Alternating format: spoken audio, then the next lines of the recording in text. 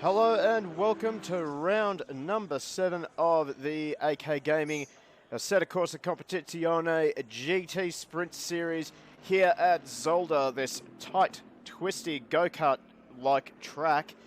And what a night we have for you tonight. Of course, sprint racing. We'll have a quick duck back to the garage just to see what we have lined up for you tonight. So, we have got two qualifying sessions of 15, one of 15 minutes and one just a shootout, 6 minutes. And then we have two 1 hour races. So it's certainly going to be a brilliant night of racing. And you'll notice, looking down the side there, we have a massive field because we have combined both the Pro grids and the Am grids. So this is going to be quite a hectic night tonight.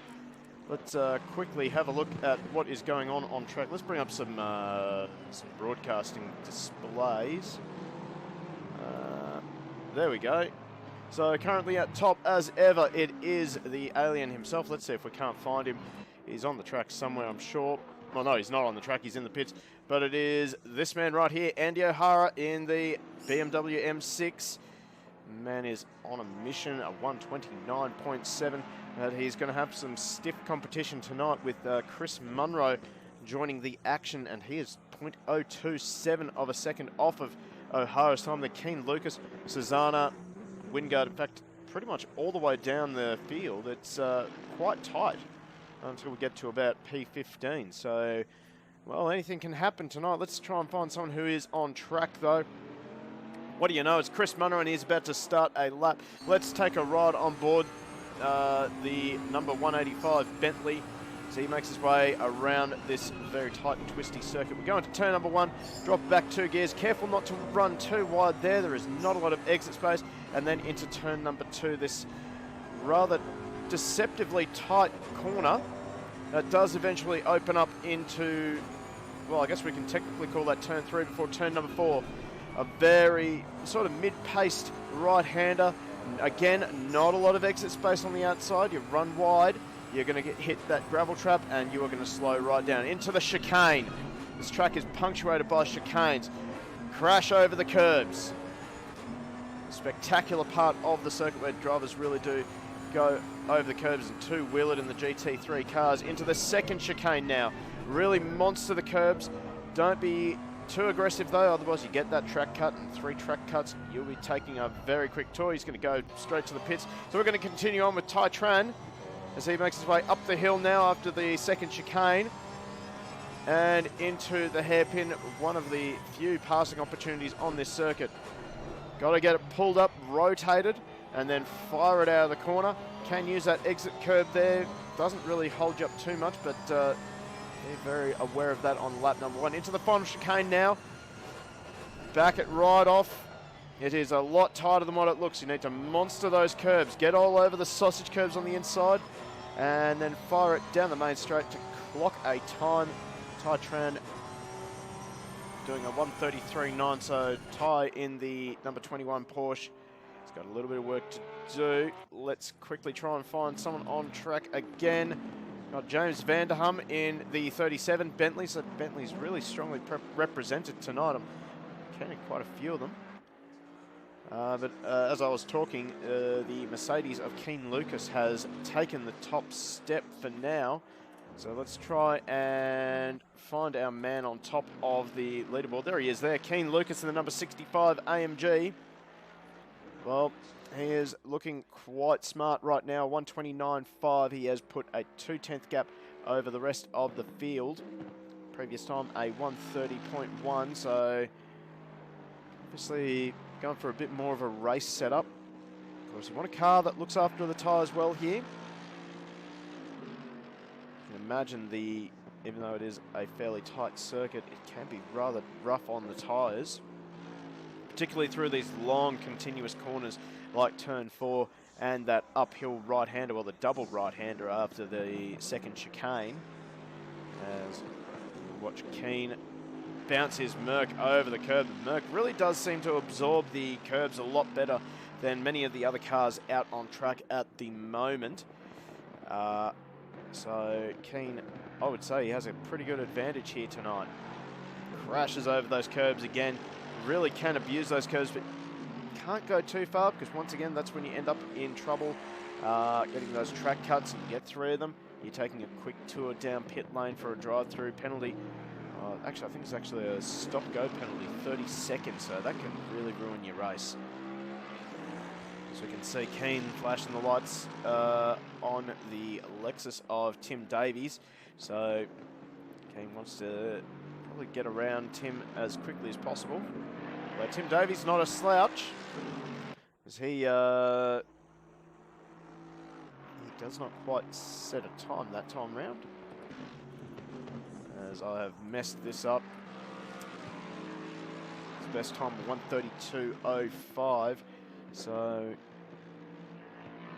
currently down in 16th on the leaderboard, but Tim is a much more capable driver. I've got the right man. I might be confusing him with another Davies. I don't know. But, let's have a look around for another driver. So Susanna actually has managed to sneak into second, and that is another tight margin. Look at that, 0.015 of a second between Lucas and Susanna.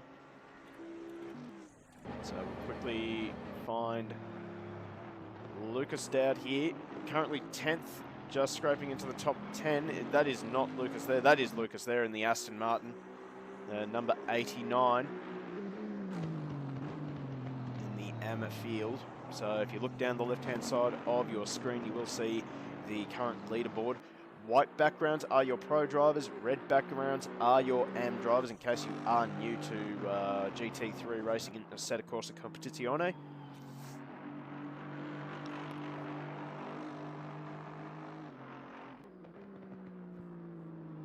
Currently top of our leaderboard in the AM class is Van Wingard. Let's see if we can't find Van Wingard anywhere. There he is, right there in the McLaren.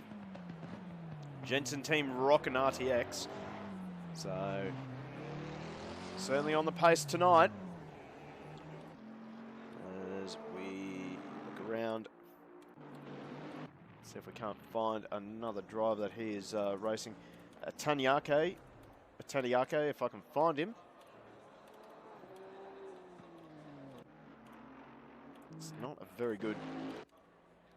Good Lord. You know what? I'm just going to have to do it like this, I think. Hang on.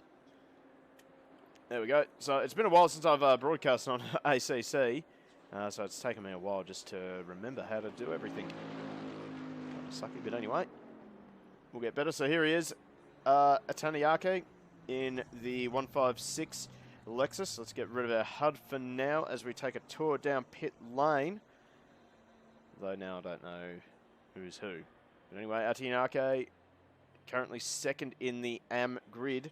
So certainly doing a pretty good job at the moment.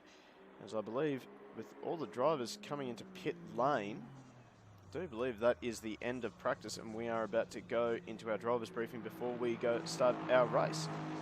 Well, start our qualifying session, I should say, begging your pardon. So, got a good, healthy population of Bentleys, I have to say.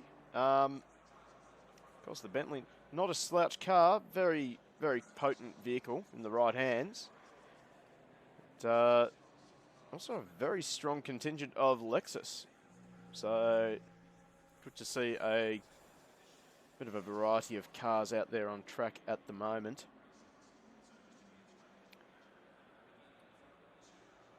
Hopefully we get a few more, maybe a Nissan. I'd like to see a Nissan out there. Nissan's a very underrated car in my opinion, but anyway. Still waiting on one car to come in. That is Poole in the another Aston. So as there goes Poole in the blue Aston. So let's go for a quick tour around the track and some of the key points of this circuit. So, of course, turn number 1. This is a corner that does catch a lot of people out, especially on lap number 1. There is a bit of an awkward bump on the entry. Just as you're picking up the brakes and you're turning in to just get over this curb here. There is a bit of an awkward bump. It does destabilise the car and can also carry a little bit too much pace in. As you can see, not a lot of runoff here on this track. Once you get into this gravel, you will watch your lap times drop. You can easily drop a second by dropping a wheel into these gravel traps. Let's move on to turn number 2, and a good opportunity for a passing manoeuvre if you've got a willing dance partner who's willing to give you a little bit of space. But as you can see, the radius is somewhat open, but the track sort of falls away from the car and turns into a bit of a banking, a slight banking. So it's easy to overcommit and end up off the track or causing an accident. So we'll wait and see what happens during the race, see if our drivers have got a bit of racecraft about them tonight. Very important that they get their racecraft right. Okay, turn number 4. Very important that you get this corner right. Why? Because of that lack of runoff. Once again, just like turn 1, you get one wheel into this gravel, you're going to start losing a heap of time, hand over fist. So it's important to make sure you carry the mid-corner pace, but don't get too greedy with the throttle, get on too early and understeer off the circuit, because that is how you bleed positions. Right, another key point on this circuit is the first of the chicanes. These curbs, they are super aggressive. The sausage curbs, very aggressive as well. Very easy to actually pop the car off of the ground completely, destabilise the cars, and as you can see from the time marks, we've already had a few people bin it right here.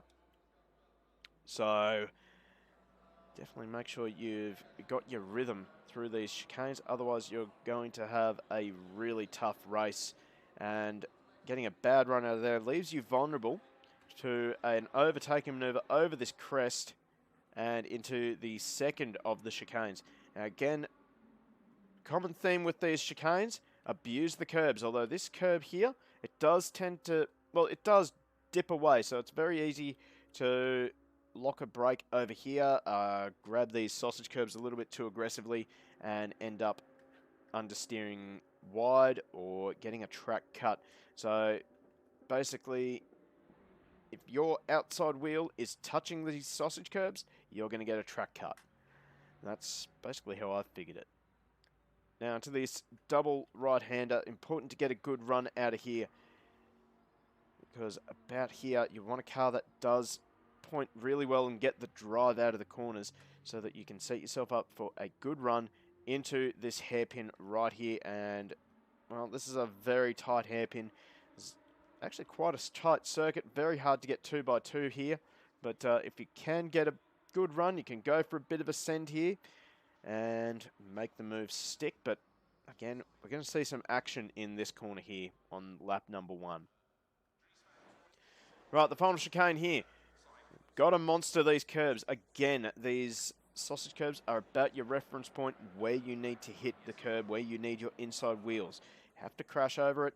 Have to crash over that curb as well. Get a good drive. Don't overdo it. Don't try to carry too much pace over them because, well, car gets up on 2 wheels. While the car's up on 2 wheels, can't get the power down, and very crucial that you get the power down. Use as much of the exit space as humanly possible, but don't get too greedy, because that little bit of extra curbing there, it runs out real quick. And, well, that wall there, that Armco, it is not very friendly to cars, I can tell you right now. So, key factors: watching your exit space, watching your runoff, keeping the momentum up, and the track cuts. Very important that you don't get track cuts tonight. Even though it's a reasonably short pit lane, as you can see, the pit lane actually exits way out away from the circuit itself. So, costs you a lot of time. You end up buried in the pack. It's very tough to make a passing maneuver here. So qualifying, very important as well.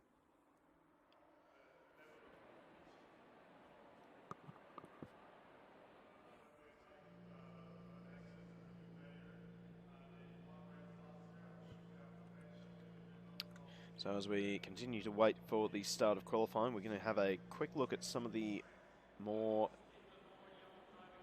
I guess, crucial names in this field. So, of course, we have Keen Lucas in the number 65. He was top of practice in the rather brilliantly presented AMG.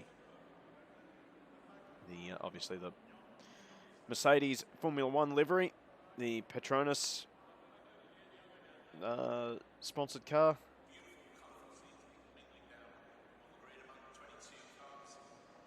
And I believe I have focused on this livery quite a bit, but it is such a good livery. So well done to Keen. I don't know if you did make that livery, but certainly looks great. Munro, driver who's probably been doing a little bit more racing in ACC. But he's running the Bentley tonight. Keep an eye on the 185 as we have got qualifying underway. Let's return to the circuit. So that is not who we want. We want this man here, Andy O'Hara. So here's the first man on circuit. Every single car is starting to flow out onto the track now. So Andy will have to consider maybe taking it easy on this outlap because well, the majority of the field is still in pit lane. They have not left. So Andy runs the risk of getting stuck in some traffic on their outlaps, although I'm sure the majority of our drivers will be polite enough to just sidestep O'Hara and let him get on with the job. As just behind him is number 808.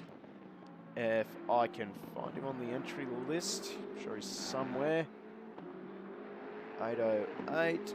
That is Bell in the Ferrari. In fact, we have a car off the track at the first chicane. That's number 31 of Ferguson. So Ferguson has binned it, I would say, at the first chicane. As O'Hara now starts to get ready to start his first flying lap in this qualifying session with 13.5 minutes left to run. Got plenty of time. It's a short lap. Roughly looking at about 1:28 for qualifying. As O'Hara now makes his start into turn one. Watch the master at work. Grabs the curb nicely, has a bit of a double bounce, runs it wide.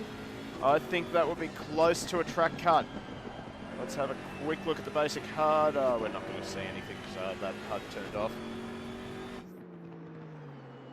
I would say that is very close to a track cut at least though. And he does have traffic just ahead of him, so O'Hara will have to negotiate past the Aston of, I want to say that's a Taniaki in the number 156, or perhaps his teammate. Now you can see O'Hara, he's got the headlights ablaze. He really wants to let Taniaki know that he is coming. Though Taniaki not really getting closed in on by O'Hara that quickly. And now the blue flags are waving for Taniaki, and he just sidesteps O'Hara, allows him to get on with his lap. I wouldn't be surprised to see that O'Hara does not get a time. He did get all four wheels over that exit curb at turn number one.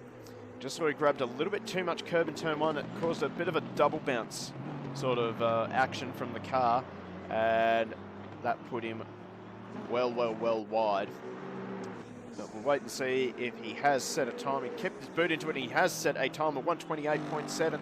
I do expect that time to tumble though, as we wait for the next car to come through, and that is Connor Bell.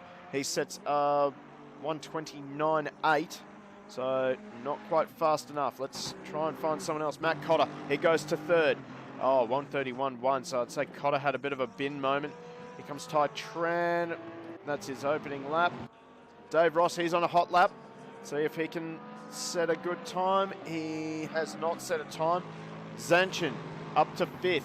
Cotter's in fourth as well, so O'Hara's time is actually standing for a pretty long time. Lucas, 1:29.4, so a little bit off the pace of O'Hara. Is expecting a little bit faster times from him on this opening lap as times are starting to come in, but drivers certainly taking a while to find their feet on the circuit with the cold tyres. Maybe tyres just not pressurised, maybe just trying to find their way on the lower fuel loads. As Munro now and Nichols up to second and third. Munro in second, Nichols in third. Let's try and find Chris Munro. So 1:29.1. He's just on the cusp of 28. Runs it very, very nicely through turn number 4. So we're now right on board with Chris Munro as he heads towards the chicane. Almost call this the chicane of doom. He crashes over the curbs. Gets that pretty well. Didn't see much of a bounce from the car as the car landed. We have a slow car up ahead.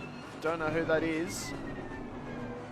There we go. Munro monstering the curbs in the chicane. Runs a little bit wide.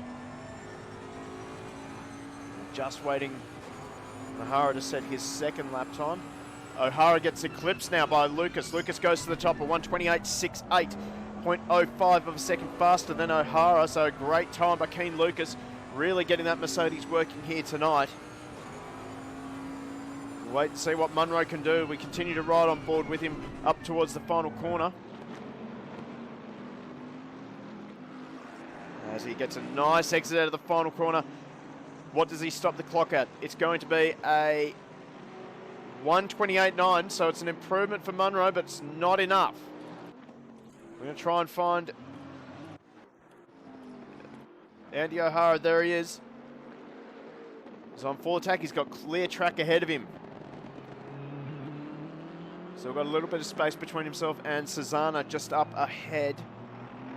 We'll wait and see what O'Hara can do. We're going to ride on board with him, looking over the right-hand shoulder of the driver.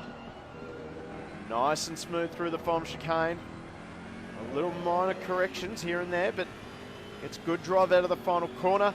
It's going to be a low 28. It's a 28.2, so O'Hara lowers the bar again, or raises the bar for his competitors. We're going to have a quick look at Keen Lucas. He is on massive attack into the final corner. And this is going to be another strong time. It's a 1:28.5, so he improves. That's not enough to eclipse O'Hara's time. He gets a bit of oversteer in the first corner. Just grab the rear brakes slightly on the downshifts.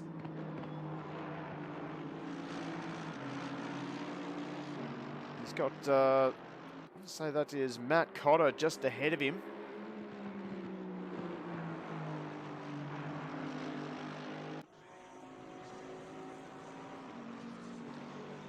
As Cotter's teammate Spinozzi down in 12th position. The two Astons are looking to struggle a little bit here. The Aston does not really like the down low corners. Just takes a little bit too long for the turbos to spool up. But, no such problem for that Mercedes behind him of Keen Lucas. We went the wrong way with the broadcast controls.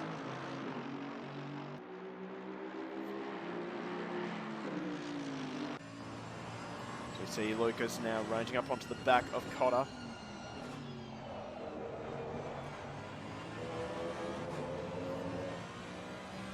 Making a few little adjustments.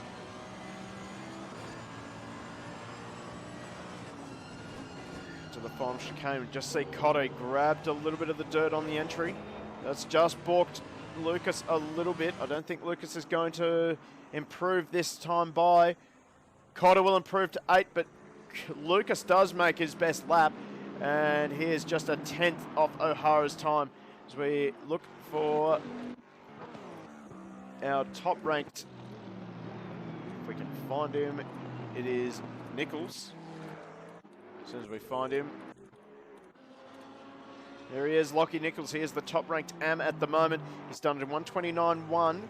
He's just out on an outlap, I would say, or just completed an outlap. He eases his way through the first chicane. The Lambo, pretty low slung, does not like the curbs a lot. I think this is actually an outlap for Nichols, but currently Nichols on top, 2/10 clear of Zanchin in the Lexus. And good to see that the AMs are starting to kind of mix it up with the pro drivers, so it's going to create a bit of an interesting dynamic as the two classes mix together during this qualifying session. Times are really tight, all the way down to 15th, less than 2 seconds separating our entire field. Well, our field, sorry, from the top 15. As we see Nichols get a good exit. Lamborghini does like to get good drive out of the slower corners.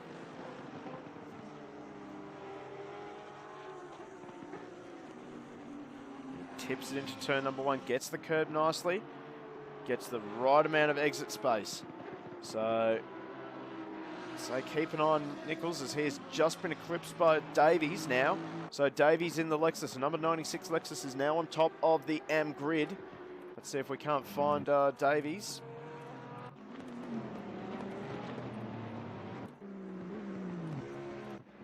If we can find him. I wish there was an easy way to do this. I'm sure someone in chat can tell me what I'm doing wrong. Cannot find Tim Davies, 96. Looking for 96 on the track. Just found him there. So here he is, Tim Davies, Capello Veloce Lexus team. Currently leading the AM class. He's got a space between himself and Nichols, and Zanchin for that matter. As now Cesana improves and knocks Davies down to the 3rd row of the grid. This is a good showing from Tim Davies in the AMs. As and Aston just losing it in front of Davies. So I'm sure that would have gotten Davies' attention. As he now has Nichols just ahead of him. We're going to jump on board with the Lexus. He stops the clock, it's at 1:29.7, so not an improvement. But I think having an Aston looping it right in front of you, that would slow anyone down. So back up the front, we're not seeing much action from our pro drivers with about 3 minutes, 40 seconds left to go. So the Lexus of Davies is looking pretty smooth at the moment.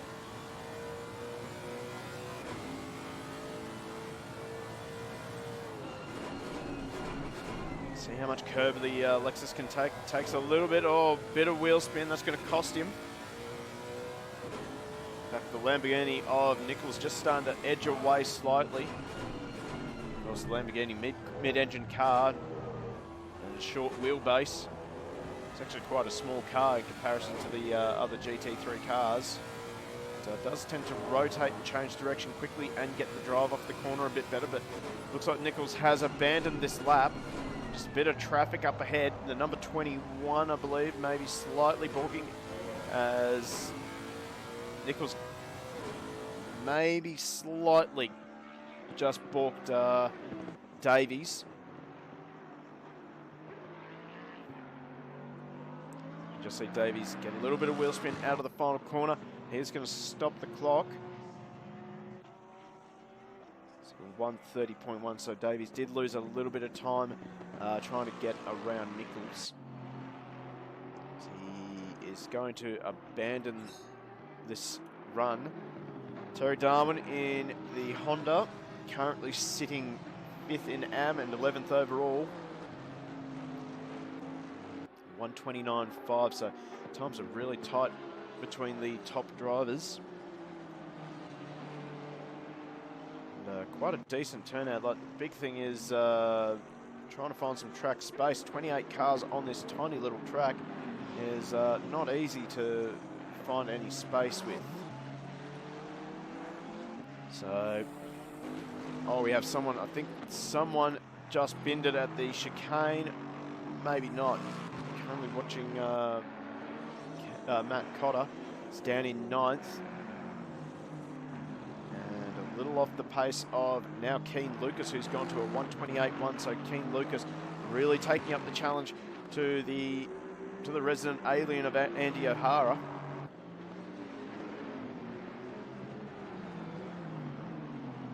So now you can see Cotter make his way around the hairpin, fire it up to the final chicane, take a quick ride with the. It looks like Cotter's going to abandon this lap.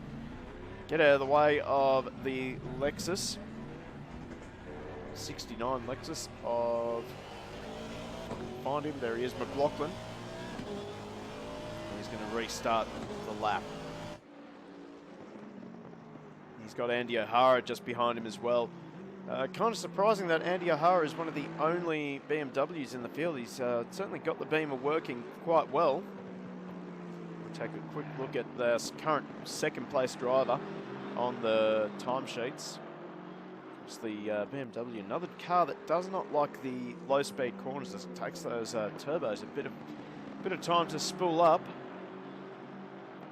But certainly is quite a potent car once it winds up. And as we can see there, O'Hara really just able to use the car over the curbs. The big Beamer just absorbing the impacts rather nicely as the checkered flag is now out. First driver to catch the checkered flag will be car number 67, which is right. As we have a car off the track. So this is the final roll of the dice for our drivers. Currently Keen Lucas on top in pro, and Ataniake has managed to take the lead of the AM class with quite a blistering time of 28.5 from the 156 Lexus, which puts him on top of the AM class. Can O'Hara eclipse Lucas? About to find out.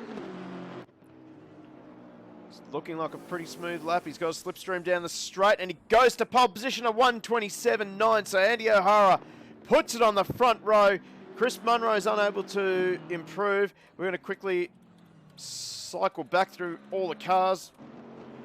As we see David Thornton, the Bentley boys team driver, see what he can do. Does not improve. Here comes Ataniake, just to consolidate his lead in AM. He's unable to improve, but he'll be happy with pole position. As we have one more car on track. That's Anthony Cesana. Can he pull a bit of an upset? He can't. So Andy O'Hara is the pole sitter for race number 1 tonight. Starting beside him will be Keen Lucas. Let's quickly head to the grid. I can't do that. Okay, so let's run through our field quickly. So here's your front row, Andy O'Hara and Keen Lucas. Brilliant times from both those drivers. Andy O'Hara just squeezing in a 28 on the dying seconds of this session. On row number 2, we find Malath Ataniake and Chris Munro. Ataniake, the top-ranked AM driver, very, very high up on the leaderboard. I cannot see him remaining in AM for too much longer. Same thing can be said for Nichols in the 168 Lambo. And standing beside him, Nichols will be Cesana in the number 7 Bentley. On row number 4, we have Tim Davies and Chris Bell in the Ferrari. Row number 5, Matt Cotter and Zanchin in the 123 Lexus. And that rounds out our top 10. Quickly start running through these a bit quicker. We have the Honda of Darwin and McLaughlin on row number 6. Row number 7, we have Van Wingard and Thomas. Spinozzi and Vanderham make up row number 8, while Dowd and Newman off row number 9. Row number 10, we have Wright and Poole.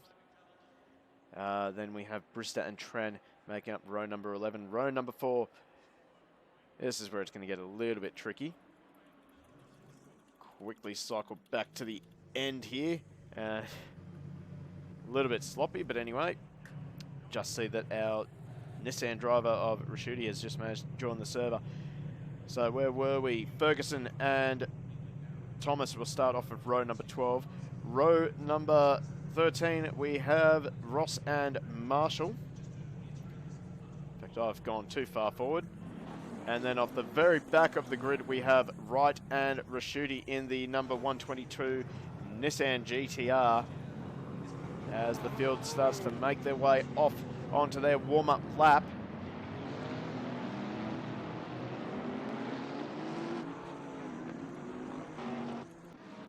So as Andy O'Hara leads the field away to try and get some temperature in those tyres before we start to go racing.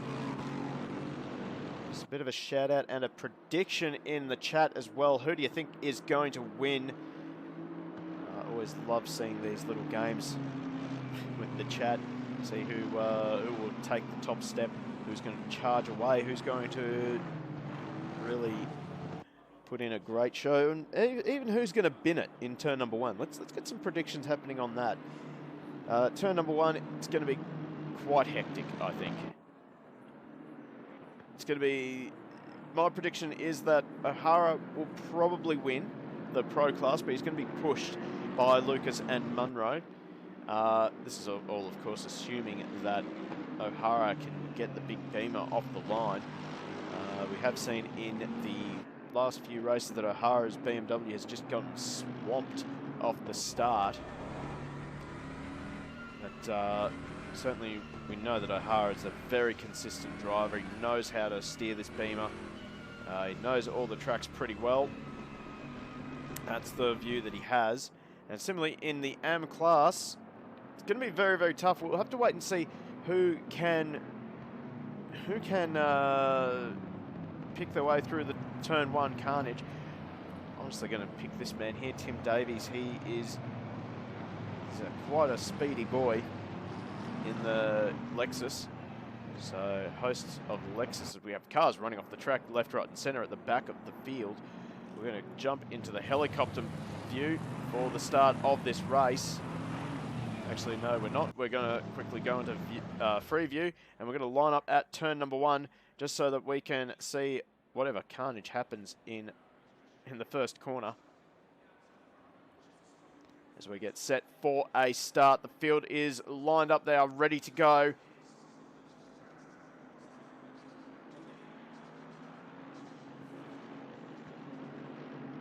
It's a late start, and we are away and racing. It's a good start from O'Hara. Looks like he's managed to get the bit of a hole shot. Lucas trying to go around the outside, turn number one. Atinaka has fallen behind Munro. We have got, looks like everyone has managed to make it through turn number one amazingly.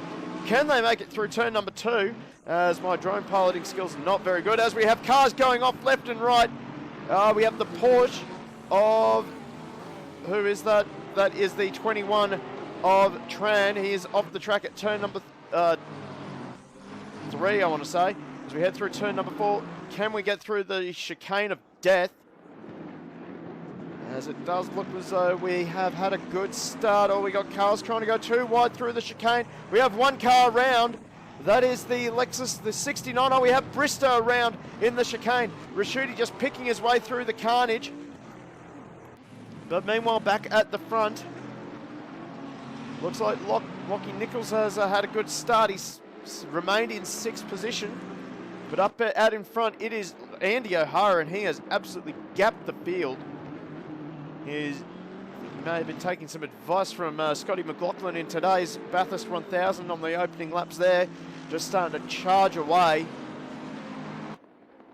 And this is the danger zone for the rest of the field. Andy O'Hara is in that point where he can just start settling into a rhythm and just start to pull away. Although Lucas, he's just, looks like the Merc is just starting to break away from the Bentley of Chris Munro. Now Tonyaki is sticking with Munro as well. As we look at the back of Munro's Bentley at the Lexus of Atoniaki. So we have cars. We have Spinozzi dropping down through the leaderboard. Try and find where he is. There he is there. So Spinozzi is way down in 25th. I just saw his name tumbling. Can see a little bit of scuff marks on the side of that Aston. As he's now side by side for about the second corner in a row with Dave Brister in that chrome purple Bentley. And Brister now, he goes wide. Loses a position to Kelvin Wright. So we'll quickly check in with Stefano Rashuti. He's really been on the attack in the Nissan GTR. He's already made up 10 places on the opening lap, so we'll definitely keep an eye on the 122 Nissan. Certainly been making it look easy as he almost runs into the back of the Aston ahead of Wright. But let's quickly check in with our leaders. So Lucas still in second. He's started just gap Munro, but O'Hara is in the rhythm. He is pulling away. The gap already over 1.5 seconds. You can see the gap It's actually just starting to stabilise at 1.6 seconds, so Lucas and O'Hara both in a rhythm now. As we look at the back of the top 5, we can see Lockie Nichols. He's just trying to sneak up the inside of Cezana to get himself 5th overall and get onto the back of Hataniaki for class honours. So we now jump on board with Nichols as he gives chase to Cezana up towards the chicane. See just how late the Lambo can go into the braking zones as he gets too much curb and he has lost all the drive over the hill. That's going to leave him vulnerable to Bell just behind in the Ferrari. We still have that angry battle pack a little bit further back. We have Wingard just starting to pull away. We have a move here. Vanderham just shoving it up the inside of Darwin for 11th position. Now Darwin's going to be vulnerable to Zanchin in the number 123 Lexus. So we now jump on board with Zanchin as he tries to make the move on Darwin. Darwin actually trying to fire back up the inside of Hum into the hairpin. Can't quite get it done.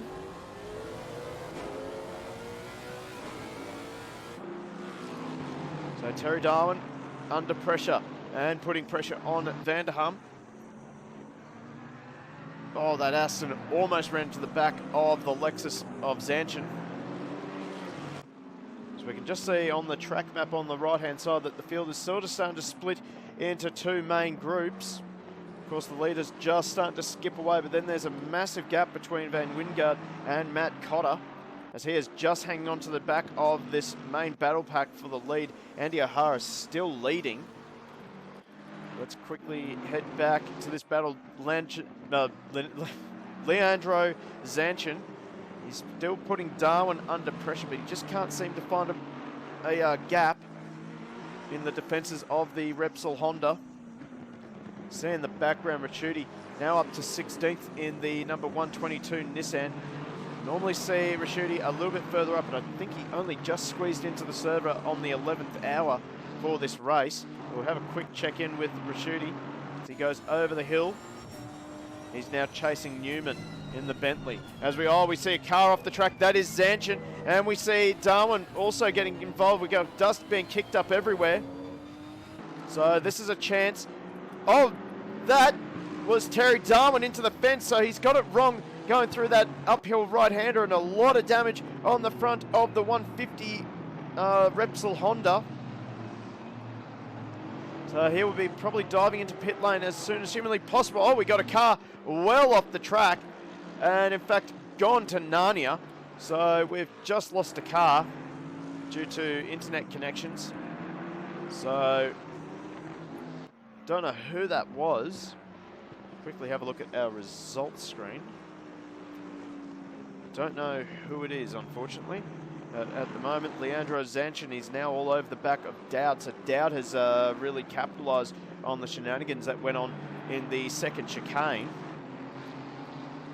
So now look out the back of Dowd's Aston at Zanchin's Lexus. Just see Zanchin is trying to just find a way back past the Aston. We make our way up into the chicane. This is going to be an ambitious move from Zanchin. He thinks better of it. Have to wait for a better run out of the chicane. In fact, he hasn't quite gotten that run he needed, and he's actually going to come under attack from Ricciuti soon.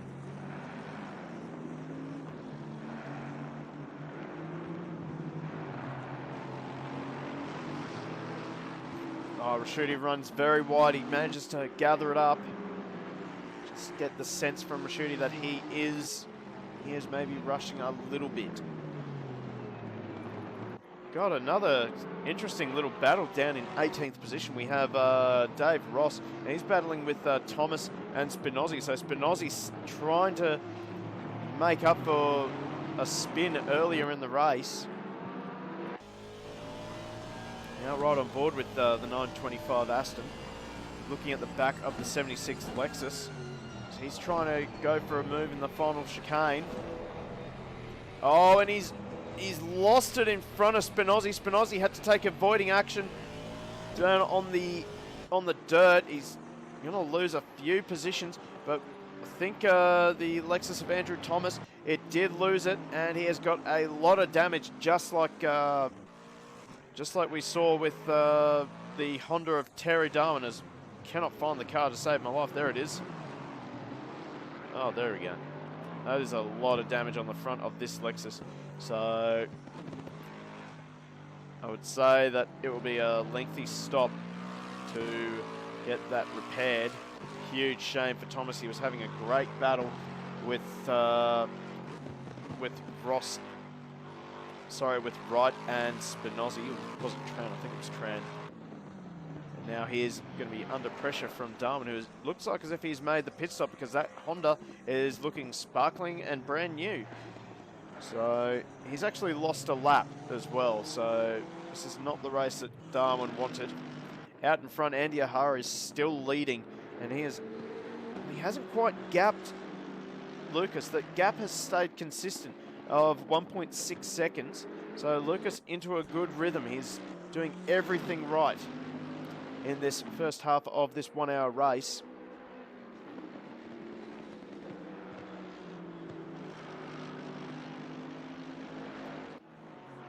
And further, well, almost 2 seconds behind is Chris Munro in the Bentley. Munro just not able to run with these front two. So battle's just starting to settle down in this top 8 or so. But we've still got this massive battle here.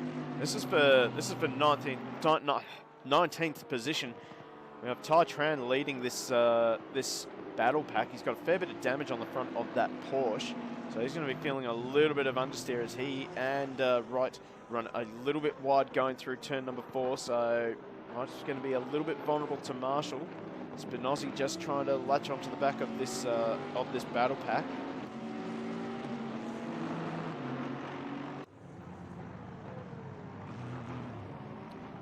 Oh, we have a car. I think I hear a car off the track.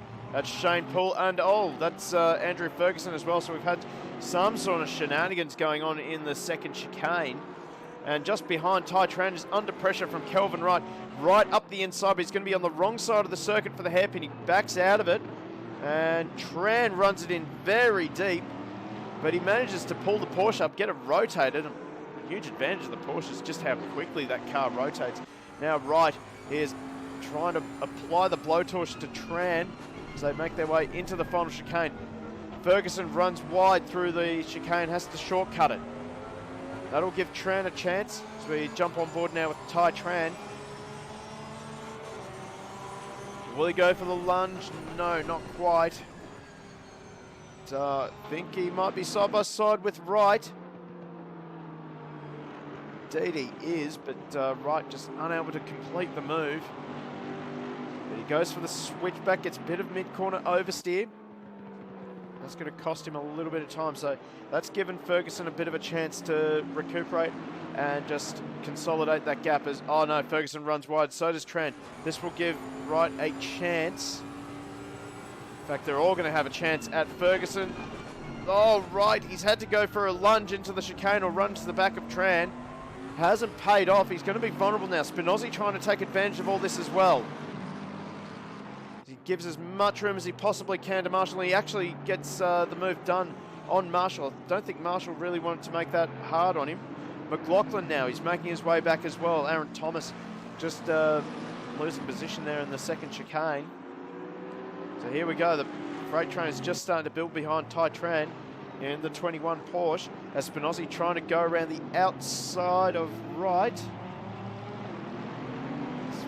Probably won't get the drive out of the hairpin. In fact, he doesn't. So, will we see a bit of a send in the final chicane? No, he backs out of it. And again, Ferguson running across the chicane there. So Ferguson having all sorts of braking dramas in this first half of this race. So I'm just sort of noticing a little bit of a battle brewing here. We have Lockie Nichols currently second in AM. He's just under attack from Bell. A great move from Connor Bell.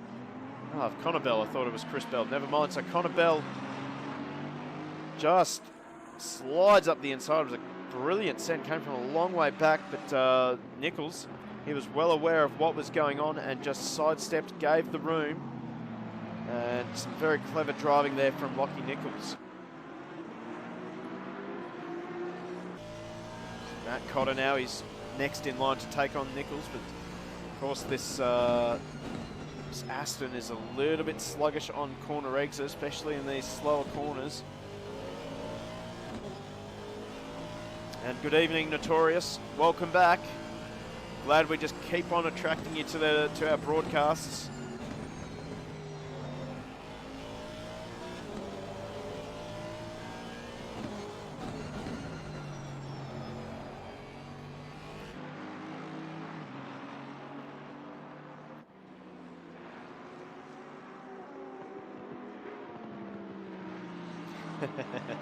Can't keep you away. No, that's what we like to see. Love to see enthusiastic viewers joining our streams. But just something is going on up at the front because I'm seeing a lot of toing and froing between O'Hara and Lucas. O'Hara managed to get the gap up to over 2 seconds, and then in that last sector he lost almost a second, and Lucas is actually making up a lot of ground on the back of the BMW. Oh, we have a car off the track. It's car 21. That's Ty Tran, so he's looped it on turn number 2. And he is going to fall down the order down to 25th. We'll quickly take a replay to find out what has happened to Ty Tran. No, he was in the middle of a spirited battle.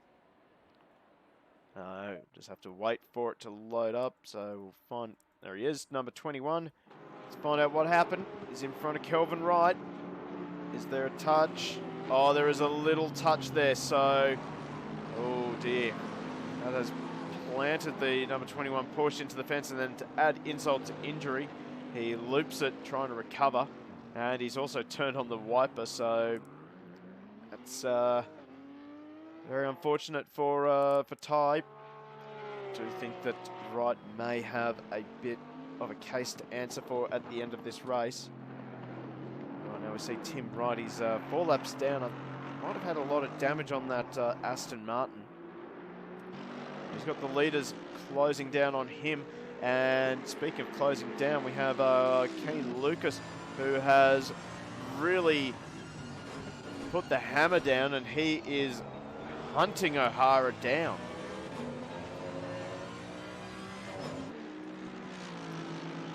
So I'm not sure what is going on with O'Hara. 1:30.4 his last lap time. So I wonder if O'Hara is already running into tyre dramas before the halfway point in this race. See what his lap time is, a 1:29.2 versus a 1:29.3. So O'Hara back on the pace. As Lucas throws the AMG around turn number 2.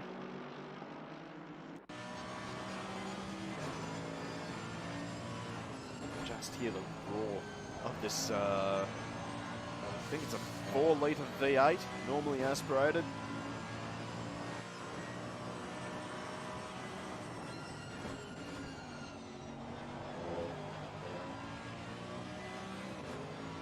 Just crashes over the curbs in the chicane.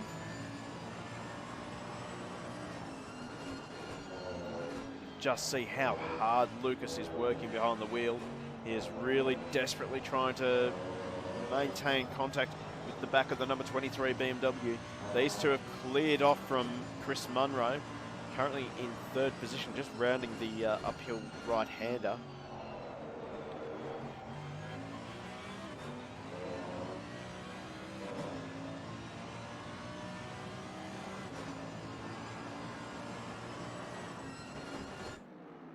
So we'll definitely keep an eye on this battle here. But we have another battle still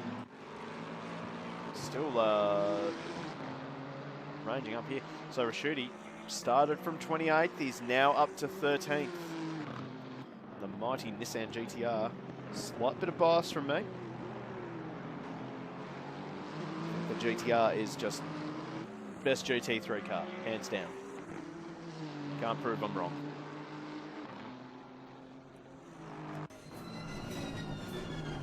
Shooty has just been the man on the move. So with a mandatory pit stop coming up soon, the window should be opening in the next couple of minutes.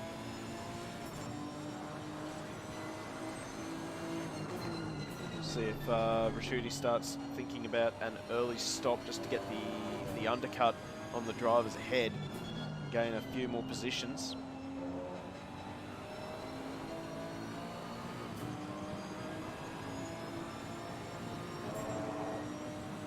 See Rashuti now all over the back of Zanchin's Lexus.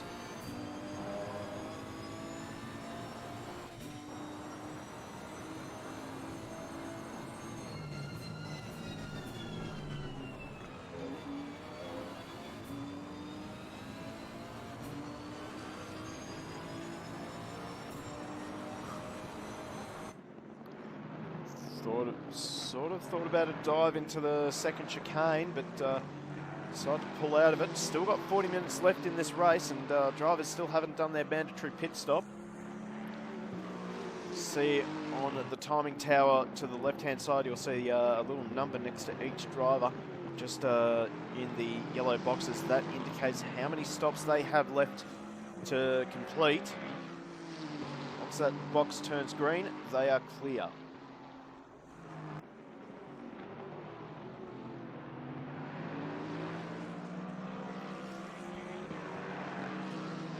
So I would say, if I'm not mistaken, the pit window will be opening in right about now. No, so it'll be opening at 35 minutes to go. David Ross, if I can find him. Dave Ross has got a drive-through penalty. Not sure what that's about. He gets a little bit of a tap from Ferguson. So I don't know what that's for, whether that was awarded to him by the race stewards or whether it is a game penalty for track limits. And he wastes no time. He's into the pit lane to take that drive through as quickly as he can. O'Hara now, he's got that gap back up over a second. So Lucas, maybe a little mistake, although these two good drivers, their times just started to drop now. They're both into the mid-129s, although just then O'Hara 129. As Keen Lucas of 129.8, so perhaps Lucas just overusing those tyres a bit. We just see that Rashuti has managed to make the move stick on Zanchin, so well, that battle has resolved itself for now. Well, have a look at this angry gaggle of cars. So we've got Aaron Thomas. This is down in 20th position. This is for, well, as I said, for 20th position, but Terry Darwin just behind. He is not racing for position. This is just to get himself on the same lap as Thomas.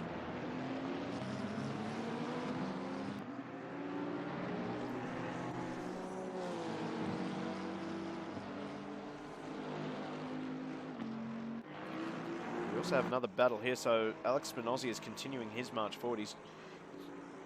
He's dropped behind Laurie McLaughlin just ahead of him in the Lexus. Tips into turn number one.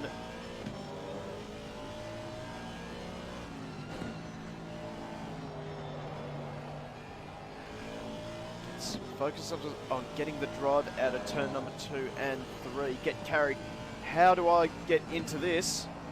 Oh, mate, I'll post some links to the Discord in a second, and thank you very much for the follow as well, mate. Much appreciated. Much love to you.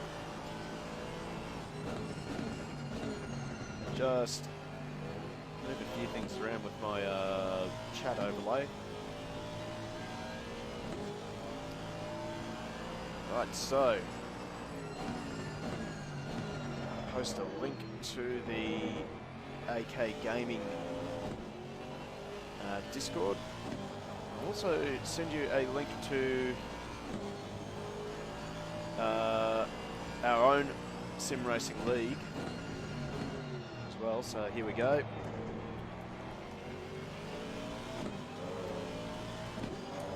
So have a go at that Discord, and in just a second.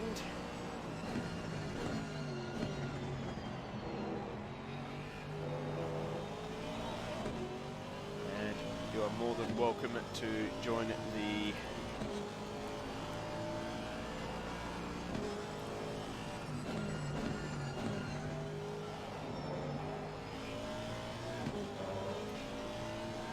more than welcome to join the Go Race Promotions Sim Sports as well.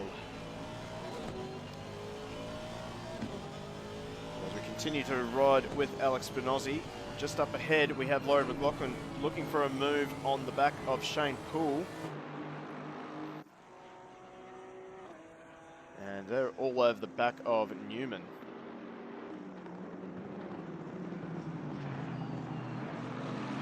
Taurus Donk. Yep, this is a racing stream, mate. Welcome to the chat. As we see that Poole is under a lot of pressure from McLaughlin. Oh, that was so close to a touch just behind. That will give Spinozzi a chance to go for the switchback onto the right-hander up the hill. Just wasn't close enough to take advantage, but he might have a chance into the hairpin.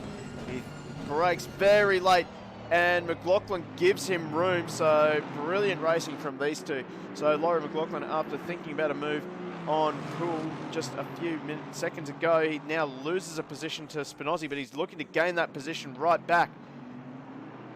And Spinozzi only just manages to pull the Aston up. So we now look out the back of Spinozzi. He's going defensive early, as the pit window now opens for our drivers to get their mandatory pit stop done and dusted. McLaughlin unable to make the move around the outside. He'll have to try again a little bit later. So these guys are looking to just close the gap to the drivers in front. Aaron Thomas is still in 19th position. Quickly have a look further up the field. So, well, O'Hara and Lucas are both in the pit lane. So here is your former race leader, Andrew O'Hara, and Keen Lucas. So Lucas coming in at the exact same time as O'Hara. He wants to prevent that undercut from O'Hara. As our drivers now all into the pit lane, quickly try and find our current leader, which is Chris Munro in the 185 Bentley. So he continues on his way. He's got 9 minutes to make his pit stop.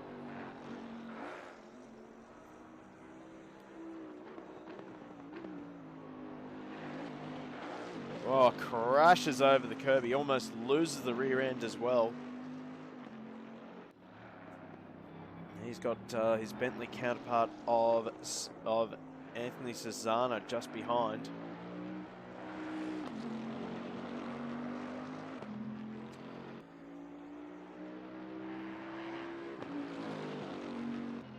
So the question will be, when does Chris Munro come into the pit lane? The undercut is quite important on this circuit. As we see that looking at the map,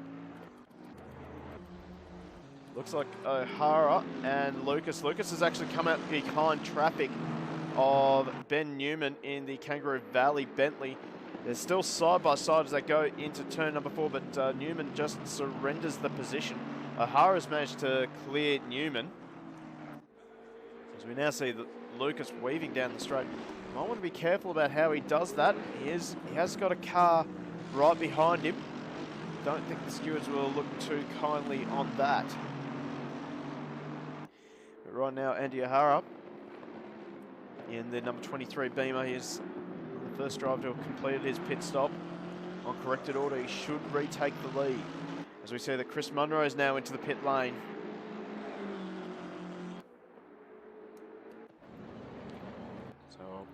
Check on where Munro is. I think I've lost him. I have definitely lost him. There he is. So still stationary for now as O'Hara makes his way up towards the final chicane. Are we going to see movement from the Bentley? And how much time has he lost? That's the next question. As the car drops off the jacks, very tight, very slow away. He's going to lose a lot of time as O'Hara already through turn number 1. And Lucas already turned through turn number 1 as well. So now Munro just out of the pit lane. He's going to drop right down now.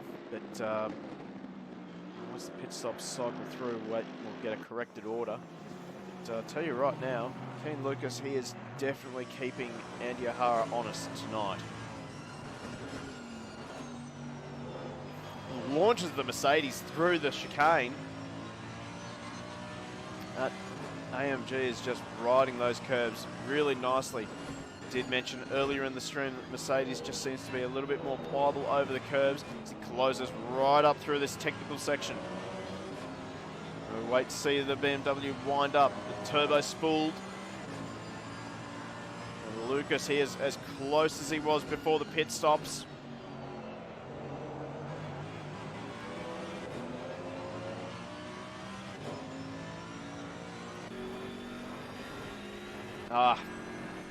There's the camera I wanted. We're now swapped to O'Hara. Oh, Lucas gets a lot of wheel spin out of the final corner, so all that hard work, it's out the window and he has to do it all over again with 30 minutes left to run in this race. They have lap traffic just up ahead. Try and find Chris Munro. He's definitely dropped a lot of time to O'Hara and Lucas.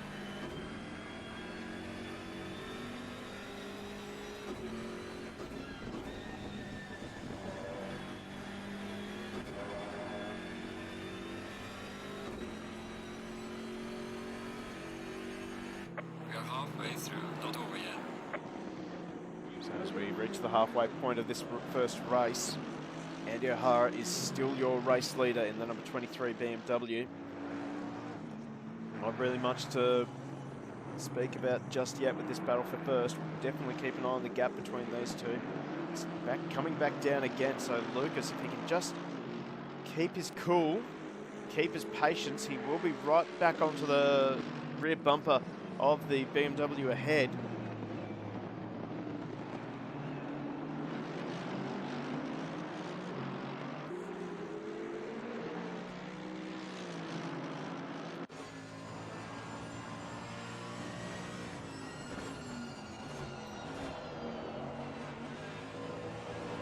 It in a bit deep that time round. That's going to cost him a little bit of time. He did get that gap under a second again, but he would have lost about 2 or 3 tenths from that. He lost 4 tenths from that, so it just goes to show just how much big mistakes can cost you.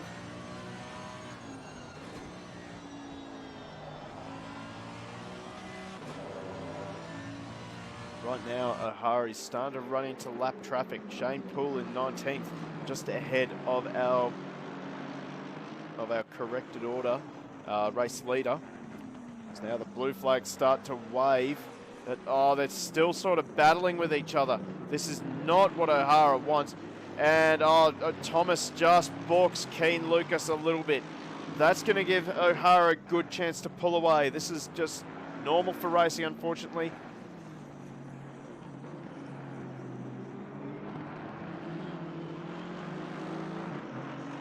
So we wait to see Connor Bell into the pit lane in the 808 Ferrari.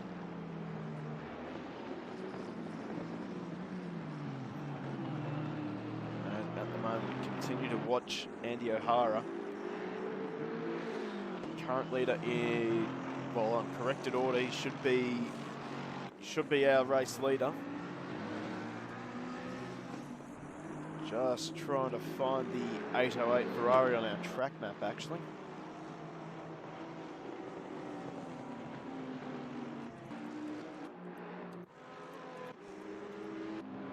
There he is there. So Connor Bell, he's still circulating in the Ferrari.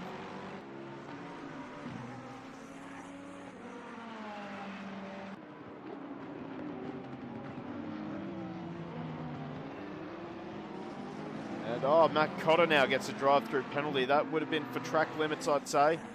did mention earlier in the stream, just to be careful of how greedy you are with some of the curbs. Rack up a couple of drive-through penalties, that is your race done. Well, rack up a few track cuts and you'll get a drive-through penalty.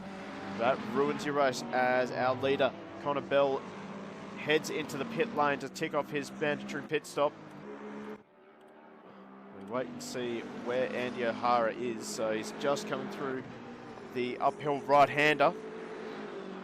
He's actually started to leave Lucas behind, so I think O'Hara's had a little bit more luck with the traffic than what Lucas has.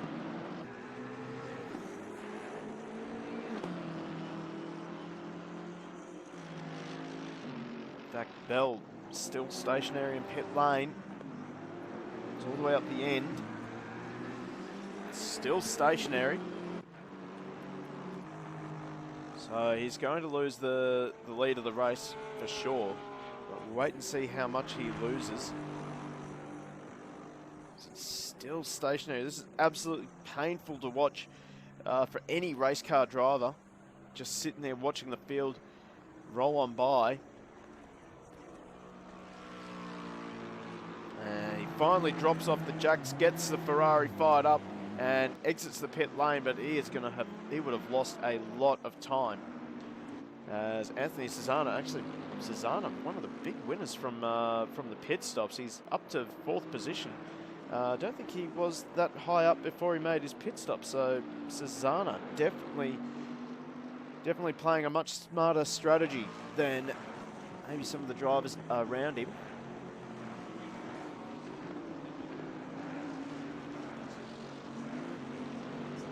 Is just trying to chase down the Bentley of Chris Munro. Chris Munro previous time 1:29.2 and 1:29.6 for Cesana.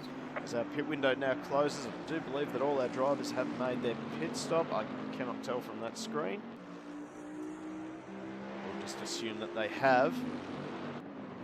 Let's actually check in with Malth Ataniaki. Currently sitting in 6th position. Here's our current leading AM driver.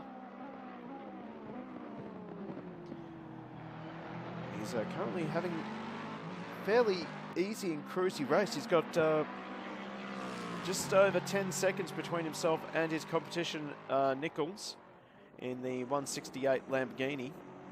And Van Wingard is a further 11 seconds behind Nichols. So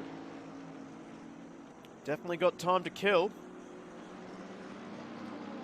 He's got that wiggle room. He doesn't really need to get involved in a battle with Connor Bell. I keep on calling him Chris, but it's Connor Bell in the 808 Ferrari ahead. So right now, Malth does have a bit of a choice. He can just relax and accept an easy AM class win, or he can try and go for top 5 honours in the overall rankings.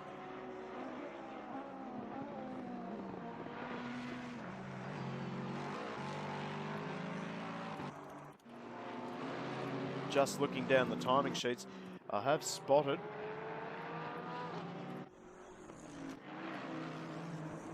as soon as I find them. Here we go here. So we have a quick little battle here between Aaron Thomas and Newman as they touch through the final chicane. So Ben Newman in the Kangaroo Valley Bentley. He'll get the run onto the main straight. They're still side by side down the front straight. Lost a lot of time as Poole and Zanchin will be coming quickly just behind. So Newman now finally gets the move done. But Thomas is looking for a move way back through. We look at the back of the Bentley. The fairly beaten up front end of the McLaren of Thomas.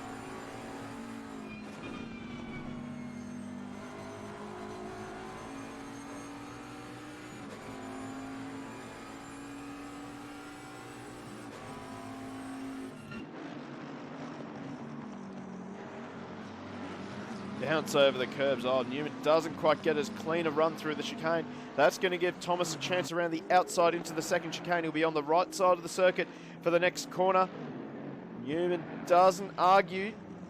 Lets Thomas have the position. just loses a bit of ground as he gets back onto the racing line. And this bickering will start bringing Shane Poole and Zanchin into the battle, although Zanchin thinking about ascend into the hairpin. Once again, Zanchin having a spirited battle with someone on this track. He's now close enough to go for a send into the final chicane. Is he going to do it? He pulls out of the move. Poole just a little bit too good on the brakes, as now they have the third place driver of Chris Munro, hunting them down. So blue flags will be waving. Unfortunately, it's a bit of a balancing act for these drivers because they don't want to lose too much time to the drivers ahead. They want to try and stay in the battle with each other, but they also don't want to hold up our drivers on the lead lap and in a podium position.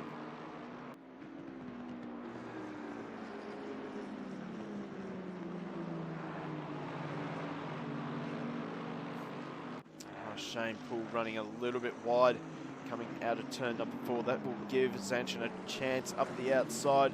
And in fact, Zanchin, last of the late breakers, goes right around the outside. So Zanchin finally gets a position, and he's going to take off after the Newman-Thomas battle, which is still going on. Newman just closing up the gap onto the back of the McLaren. We'll definitely keep an eye on that battle. So we have another battle going on here. Right here, Matt Cotter around the outside of Vanderham and gets the move done into turn number 2. So maybe a little bit of racecraft there from Vanderham, just deciding not worth getting involved in an incident with a driver who's not even in my class. A bit of an alert, Stefano Rasciuti, after starting off the very back of the grid. He is now up to 9th. So this is a brilliant drive from Stefano Rasciuti. Not sure why it took him so long to get into the server, but either way, he got in at the 11th hour and had to start off the very back. And, well, he's up to 9th position, so this is a great drive from Stefano. Certainly a drive of the race worthy. He's got 20 minutes to go, and he's actually closing up on Van Wingard hand over fist, so there's certainly time for Rasciuti to make up a few more positions.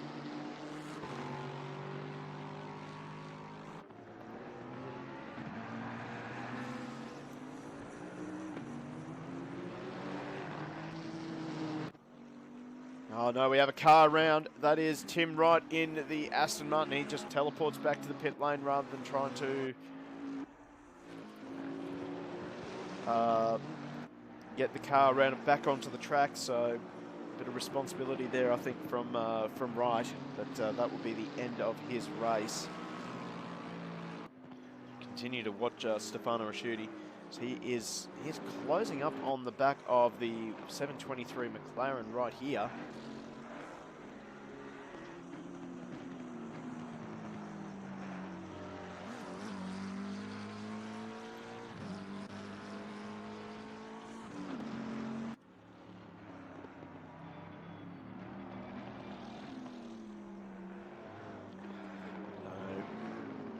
Just trying to keep an eye on a few battles a little bit further down the field. So Newman and Thomas, they're still going at it. And Zanchin's starting to buy his way into this battle. This is for 16th position on the track.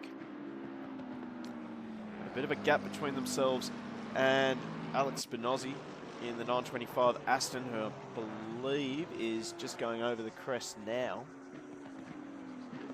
They've also got the third place car of Chris Munro closing in on the back of them.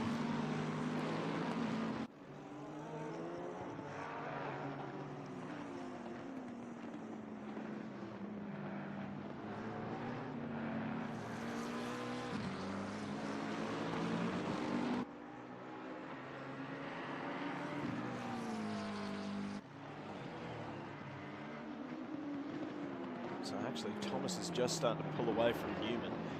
Newman now coming under pressure from Zanchin. This is for position not only on track, but in the class as well. to make things a little bit more awkward, Chris Munro is sitting right behind them in the 185 Bentley, and he is currently sitting in third, so he'll be begging those drivers ahead to just sidestep him a little bit. Susanna right behind him, actually less than 2 seconds behind.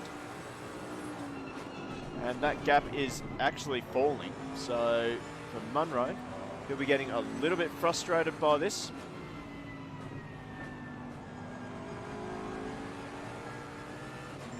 As finally one of the lap cars just sidesteps him, so Zanchin giving him the space. Ben Newman now, he'll be looking to sidestep Munro as early as possible. The headlights on for Munro now. This will be really frustrating for Munro.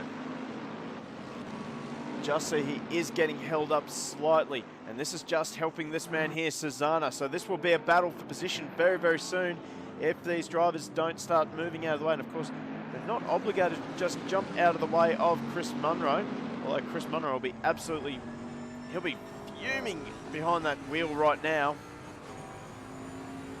Now Zanchin round, rears up onto the back, and oh, geez, a huge dive bomb from Zanchin. I think he just missed his braking marker, but great awareness from Munro just to sidestep the wayward Lexus. We just saw it in the mirror there. So great reflexes from Chris Munro, but what this has done is it has brought Anthony Susanna right onto the back of him.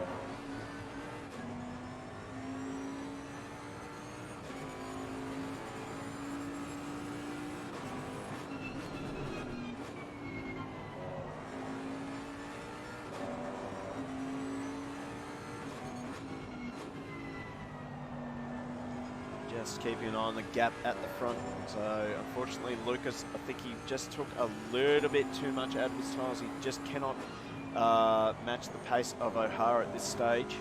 So just monitor that gap between O'Hara and Lucas, but it does look as though as every lap goes on, Andy O'Hara is just breaking Keen Lucas.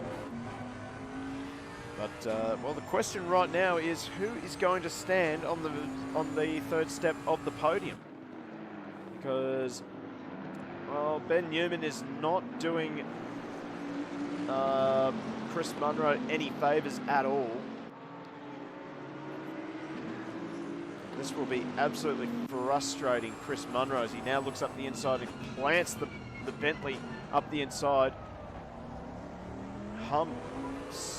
Sorry, Ben Newman not wanting to really surrender that position, and now he surrenders the position for Susanna. I'm sure Munro will not be appreciative of that. As now the next cars to get through Ferguson, so Ferguson having a struggle tonight. He's getting put another lap down by Chris Munro.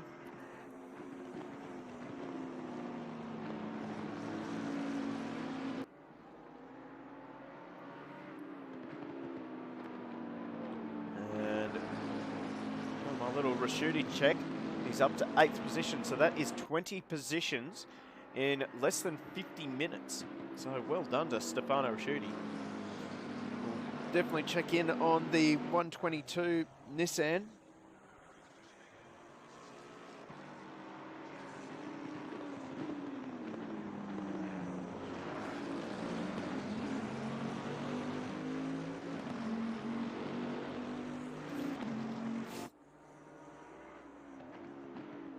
Again, Susanna closes up on the back of Munro as we head through the second chicane. So right now for Susanna, the main thing is to just stick to your rhythm. You are a little bit quicker, 130.14 versus the 130.13, and I have a feeling that this lap will be much faster from Susanna. So they tip it through the final hairpin, now make their way up to the last chicane. It's now Thomas just sidesteps and gets out of the throttle. Oh, I thought he just did not see Susanna, but he must have seen him at the last second because he just hesitated on getting back on the throttle.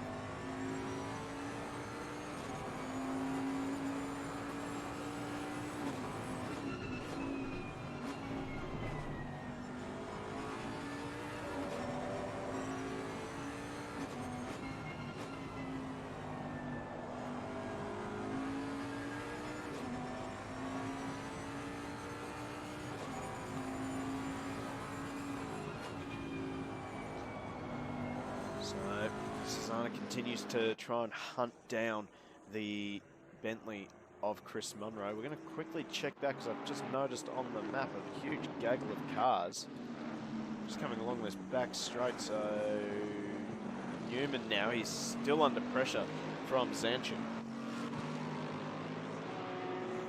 With just a little over 11.5 minutes to go.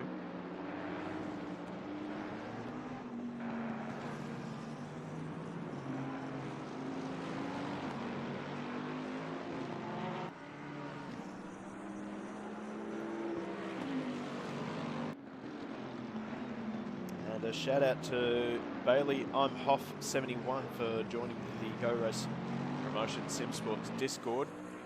Thank you very much, mate. Make sure you check out what series we have running. And for our AK Gaming, shout out to Bailey again for joining the AK Discord as well. And Live AK for joining the AK Racing Discord as well.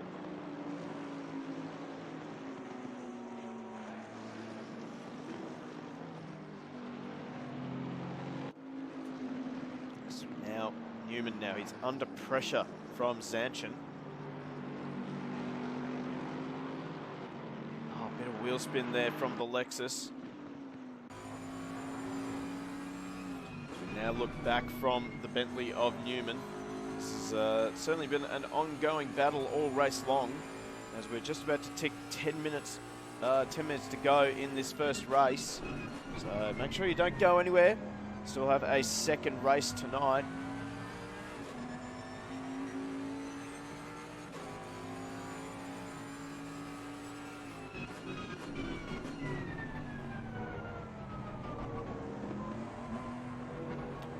Gets a bad run through the second chicane, but luckily for him, there's just nowhere for the Lexus of Zanchin to go. This will be frustrating Zanchin. See that Zanchin just has a little bit more pace than Newman. And he just can't seem to pry a way open. Although he gets a good run out of the hairpin, and he'll put the Lexus up the inside for the final chicane. A little bit of a tap, but luckily for him, Newman gave him plenty of space, so Leandro Zanchin now gets the position as Connor Bell starts to close in on the back of them. So quickly just check in on our battle for third place. So Susanna still trying to close in on the back of Munro's Bentley. But just not able to bridge that gap.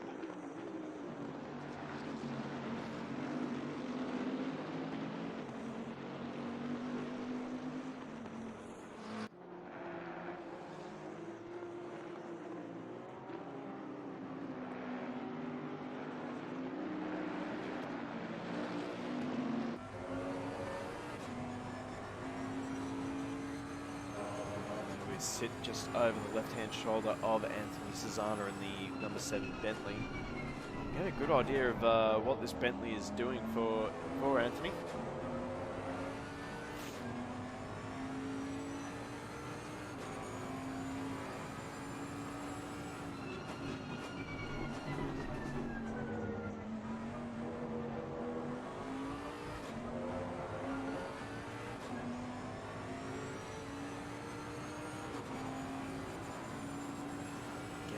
Lap traffic just not really helping Susanna much.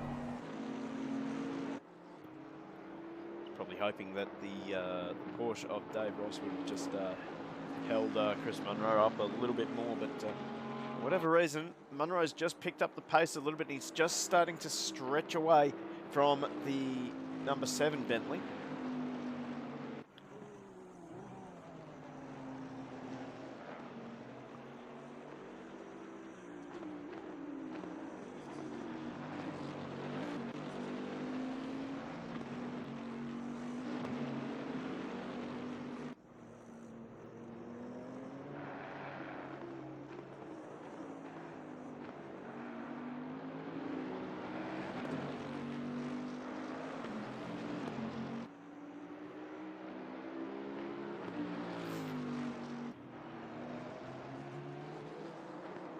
Unfortunately, this battle looks like as if it's just starting to settle down. However, I am seeing a little battle starting to brew between Ataniaki and this man here, Lockie Nichols. So Nichols has just been tearing time out of the Lexus ahead. So maybe the Lamborghini just looking after its tires a bit better in this second stint. As he gets rotated around the final hairpin, sorry. A car off the track a little bit further ahead. That might play into Nichols' hands.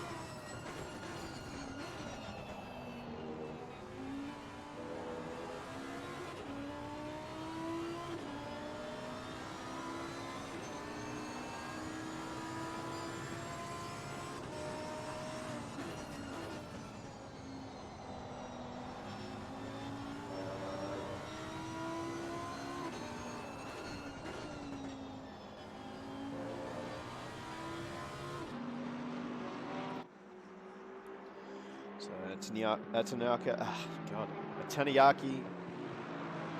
just currently leading the AM class at the moment. So once again, if you're just joining the stream, well, firstly, welcome to the stream. Hope you've enjoyed it so far.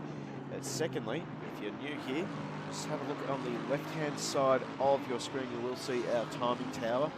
All the drivers with white backgrounds are your pro drivers, while the rest of the drivers with red backgrounds are your AM drivers. So if you are looking for a league to jump into, make sure you check out the AK Discord.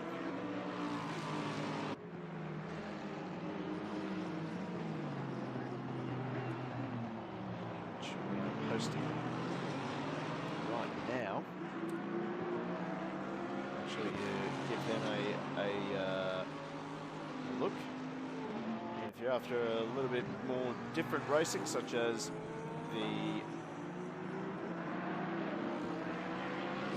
our own Super GT Sim League, and of course our special event, the TCX 300 event, coming up on the 19th of November. Make sure you join the Go Race Promotion Sim Sports Discord. So plenty of spaces left in both our Super GT League and Event 1 of TCX 300. So make sure you join up to both AK Gaming and Go Race Sim Sports. So this battle between Ataniaki and Nichols is starting to heat up a little bit. 4 minutes left on the clock as they make their way through the chicane. Nichols is really on the pace now. He is really putting Ataniaki under pressure as they're trying to pick their way through lap traffic as well. We're now right on board with Nichols. We're right on board with him for a little while, see if we can be on board with him when he makes the move. As Shane Pooley runs a little bit wide. I think he's just trying to give space to the Lexus. Oh, Nichols, he's picked the wrong side. He gets squeezed and forced behind the lap car of Poole. Now he thinks about a late move on Ataniaki, but great racecraft from Ataniaki, just leaving Nichols no choice but to file in behind the lap car, and that prevented Nichols from taking advantage of that miscommunication between Ataniaki and Poole, as now Dave Brister has a drive-through penalty, I imagine, again for track limits. That'll be a common theme tonight, I think, as drivers still try to learn the limits of the track through the 2 chicanes, or the 3 chicanes if you prefer. But right now, Lockie Nichols, he is on fire at the moment, just trying to probe for any sort of weakness in the armour of the 156 Lexus. Although the Lexus gets good drive out of the first chicane. He's going to be well defended going into the chicane number 2. Though Nichols closes right up, the brakes of that Lambo are just something else.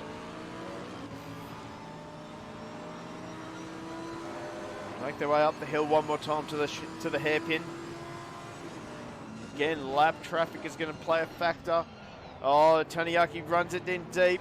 Can Nichols get it out of the corner faster? He can't. Taniaki moves over and covers. So this is just proving to be a really entertaining battle between Taniaki and Nichols for AM honours.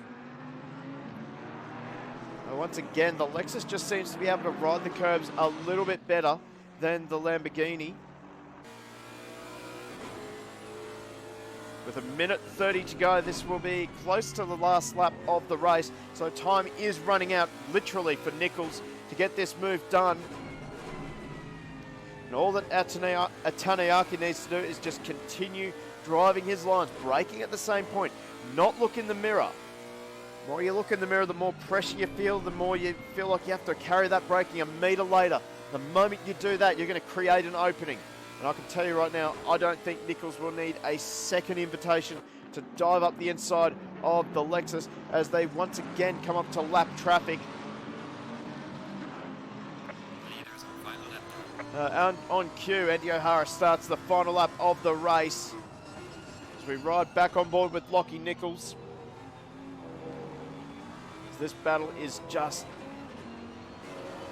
Oh, he misshifted there, so he's somehow managed to double tap the shift up paddle, and oh, the McLaren of Thomas guts in the way at the wrong moment. That is going to ruin the battle for the lead in AM. Absolutely unfortunate. He just saw that Nichols, he got wide onto the grass. He lost control of the car and really had nowhere to go but into the back of the number 720 McLaren. So I'm sure there was absolutely no malice whatsoever between Nichols and Thomas. That'll be absolutely devastating for Thomas. Anyway, let's try and find our race leader.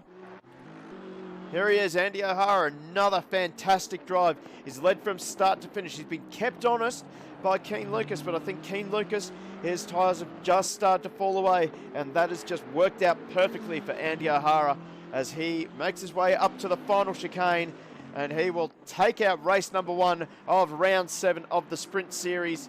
So in chat, put up some clapping emojis or something. Take your hats off for Andy O'Hara, winner of race 1. Brilliant drive for Andy O'Hara. Well, Keen Lucas, a well-deserved second place. He'll be disappointed it wasn't first, but I think second, he'll accept that with gusto. As we now look back to our third place in the pro class and overall, Chris Munro, he crosses the line. He'll be disappointed that he didn't quite get, he wasn't able to match the pace of the two drivers ahead of him, and had a very lonely race in third. Let's try and find our AM leader at the moment, and that's Malith Taniaki. He's withstood all the pressure put on him by Lockie Nichols. And Malith Taniaki will take out race 1 for the AM class. Lockie Nichols will come home in second, 7th overall. Let's try and find... where is Peter Van Wingard? So Van Wingard making his way up to the final chicane now. This will be a great result for him. Third in AM. And there you go. So Van Wingard rounding out the podium for the AM class. So let's quickly try and find our race winner. So there he is, Andy O'Hara. Great drive by O'Hara to take out race number 1. So we're going to quickly just return to the garage for a quick second. We have 10 minutes, 10-minute break while drivers just have a quick practice. We'll run through the entire order of race number 1. So Andy O'Hara, the top of the leaderboard for race number 1. He heads off Keen Lucas in the number 65 AMG. Kept honest by Keen. Keen has really been improving in Competizione since round number 1 this season, so well done to Keen. Chris Munro rounds out the podium while holding off Anthony Cesana. Connor Bell, a lonely race down in 5th place. He rounds out the top 5. Taniaki in 6th and the winner of the AM class, and Lockie Nichols in 7th and 2nd in the AM class. Stefano Rasciuti from 28th on the grid up to 8th. Well done to Stefano. He'll be absolutely thrilled with that. Made it into the race at the very last second, but he manages to work his way up to 8th. So well done, Stefano. Van Wingard in 9th and 3rd in the AM class. Cotter rounds out the top 10. Then we have Vanderham, McLaughlin, Dowd, Davies, and Zanchin, our top 15. Poole, Spinozzi, Newman, Thomas, Marshall, Darwin, Brister, Ferguson, Tran, Ross, Thomas, Wright, and Wright. Well, the two Wrights rounding out the running order. Then we have Thornton and Houlihan. Unfortunately, both drivers just dropping out. I did see Houlihan in the server earlier, but he just dropped out for some unknown reason. So we're going to quickly have a quick rest while I go grab a glass of water. That's certainly a, well, I actually might grab myself a drink just to moisten up my throat a little bit. But make sure you have joined both the AK Gaming Discord and the Go Race Sim Sports Discord if you want to get involved in some pretty good sim racing.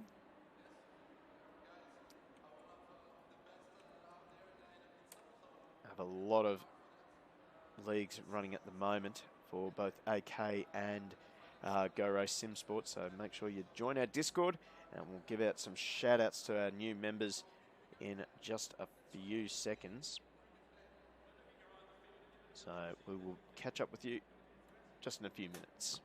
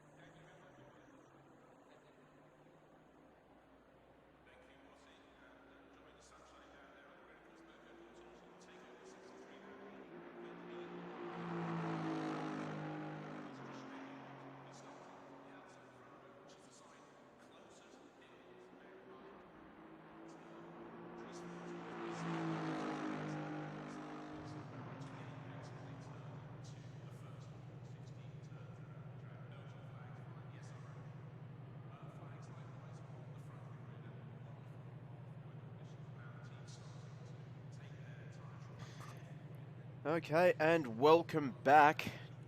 We just got about a minute and 40 before we start our shootout session. Green light, go, go, go. So as we quickly just have a little look around the circuit, because I got some fantastically detailed maps in a set of Corsa Competizione. If you haven't gotten Competizione, ask yourself one question: why? Why haven't you gotten this sim? It is absolutely brilliant. You see Keen Lucas just working on that chicane. So this will be quite good if we can get a few more drivers to come through here. Salty Mika, hey Salty, how you going? Welcome to the stream.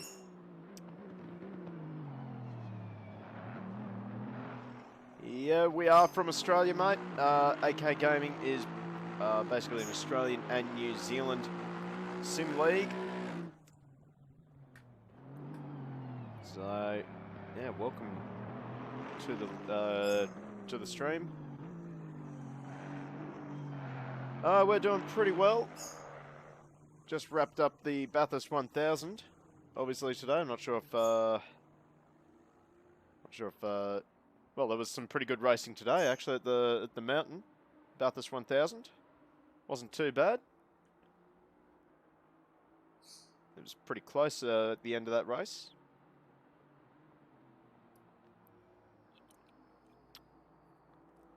So we will endeavour to bring you some more good racing today. If you indeed saw the Bathurst 1000. I just noticed that that's a BMX track there. That's pretty cool. I wonder if there's a way to get onto that with the cars. Might be a little bit tight to make that turn, but oh, we can try.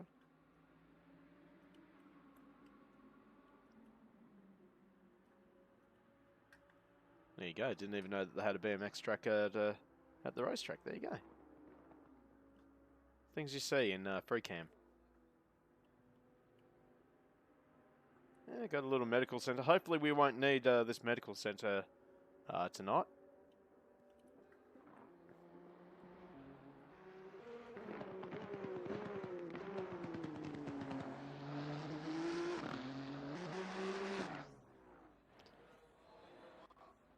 So as we get set for the shootout session, basically this session is a 6-minute session. All the drivers have enough time to do 1 lap each. Best time obviously gets to the front. And if you bin it, you're at the back. Green light, go, go, go.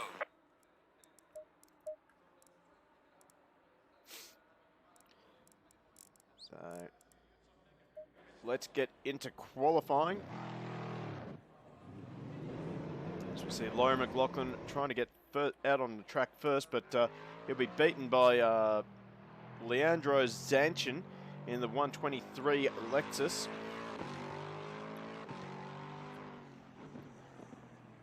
So 1 lap only for these drivers in this session. They got to make it a good one, get some clear track, and Leandro has done just that.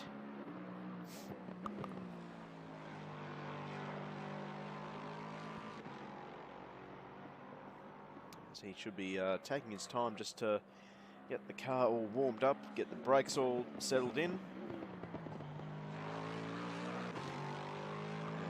And set to try and get this race get this first opening lap in the books, and that is not the way you want to do it.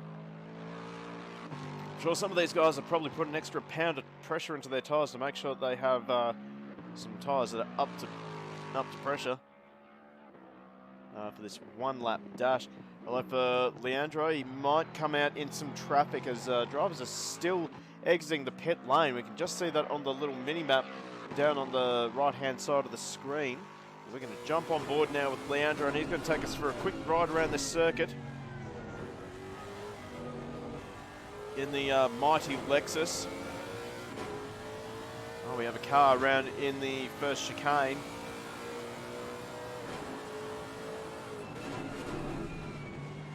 Let's see, he misses the apex slightly in turn number 1. Gets a good exit though. Absolutely no wheel spin, no sliding at all. Fires out turn number 2 now.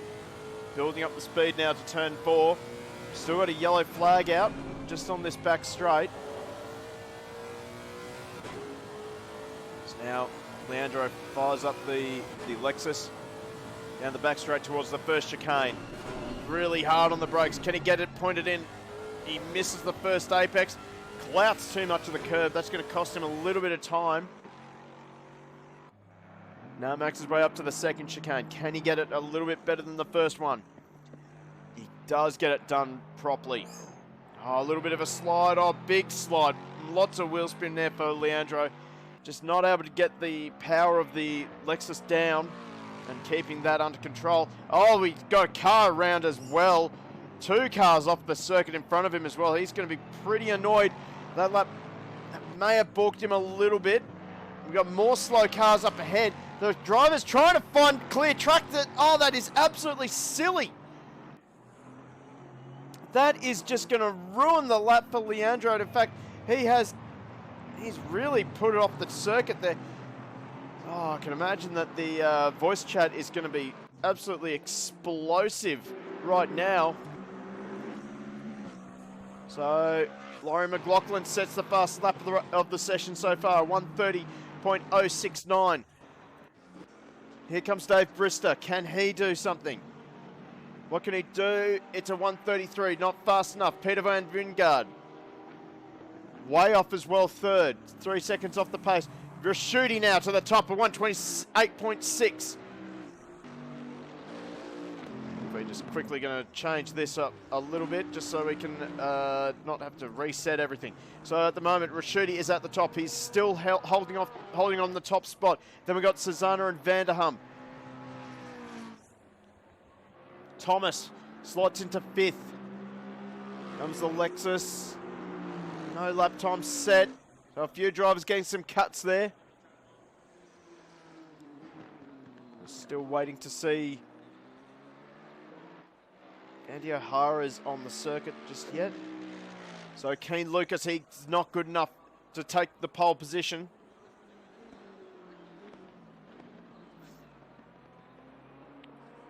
And we wait for the 808. This is Connor Bell, in 7th. Darwin up to 7th now. Spinozzi up to 4th. Here comes Matt Cotter. He goes up to 5th, just next to his teammate. Ataniaki down in 11th.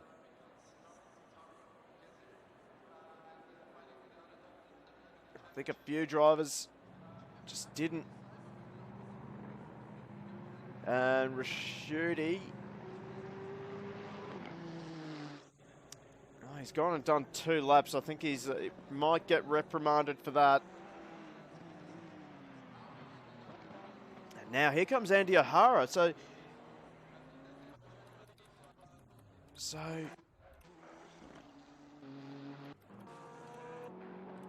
Andy O'Hara, he's left it pretty late. If we can actually find our man. Oh, there he is there. So Andy O'Hara's only just managed to get over the line. About 20 seconds left on the clock. This is going to be an almighty lap from him.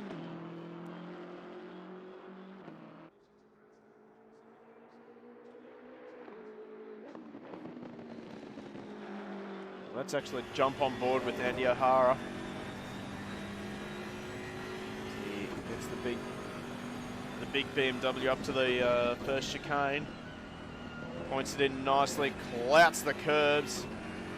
It's exactly how you want to use those curbs.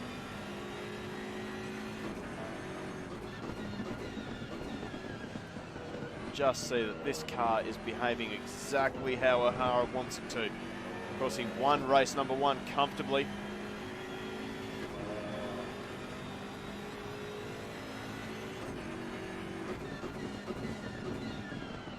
Still has to beat a 1:28.5.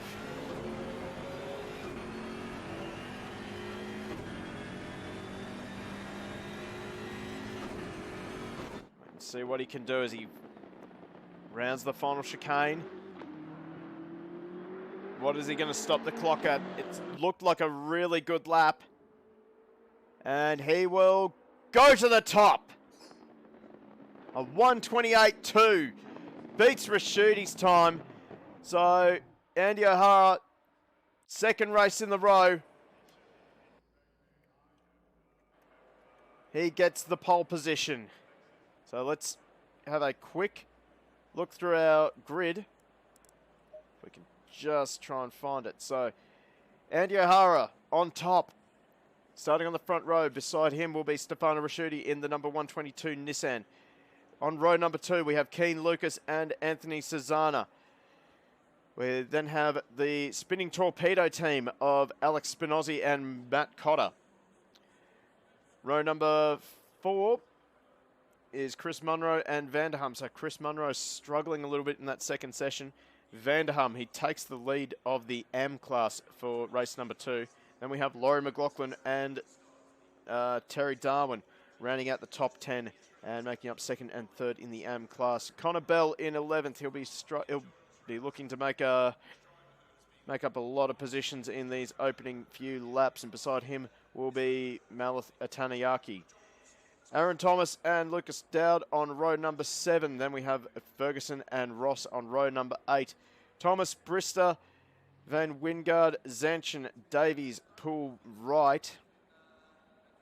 In the number 67, Aston Martin. If I can find it. Yep, there we go. And then we have the 36 of Newman. And then off the very back is Lockie Nichols in the 168 Lamborghini. So, that is your field. Let's get some bets in chat. Who's going to be brave enough to bet against Andy O'Hara?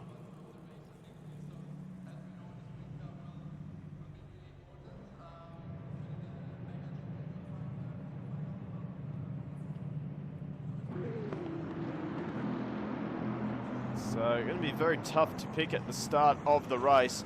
The Nissan GTR is very strong off the acceleration. A little bit stronger than the BMW, I would say. However, O'Hara is just in absolutely fine form today. I think it's going to be tough to choose. Shooty showed a lot of great pace in race number 1, going from 28th on the grid up to 8th. So now starting off the front row, can he take the battle up to Andy O'Hara?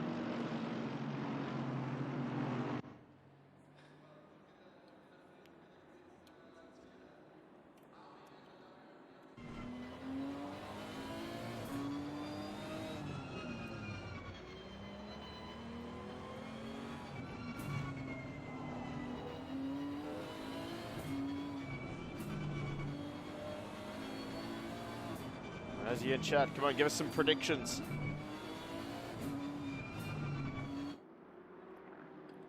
Of course, you can't really discount Keen Lucas. He showed a lot of pace in the Mercedes. He was really able to close the gap, but just some silly little mistakes during the race saw him fall back off the tail of the number 23 BMW. And Cesana, well, he's up at the front, so he could always be a wild card. And don't forget the spinning torpedoes, Matt Cotter and Alex Spinozzi.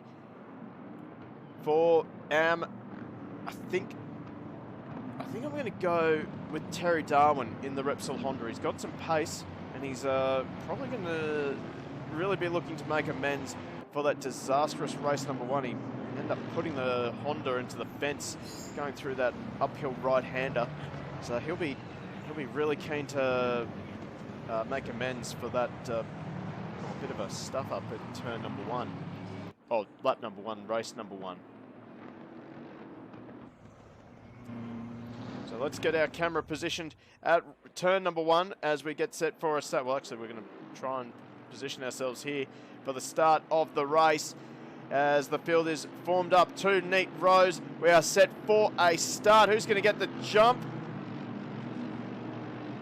Green light, give it We are away and racing, a bit untidy formation at the start, at the front of the field, and Rashidi has actually been a little bit mugged off the start. O'Hara takes the lead easily. We got a few cars running wide in turn number 1. They have all rejoined cleanly. And through turn number 1, we got one punt. But all drivers seem to have kept going in the same direction, so that's fantastic news for our drivers. We're going to quickly shoot over to the chicane of death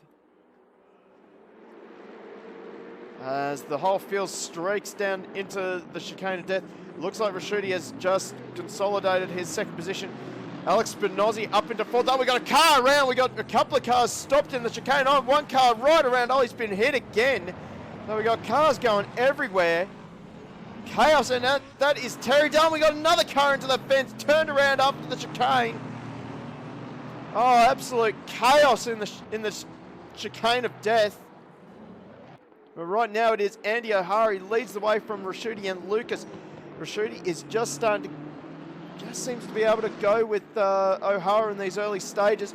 Look at this here. So Anthony Cesana, after trying to chase down Chris Munro in race number 1, he has now got Munro all over the back of him as they make the way to the final chicane. Here comes Munro with a big send into the final chicane. While they make contact, Cesana has to go cross country. This is going to give Spinozzi a chance to try and make the move into turn number 1 on both Munro and Cesana.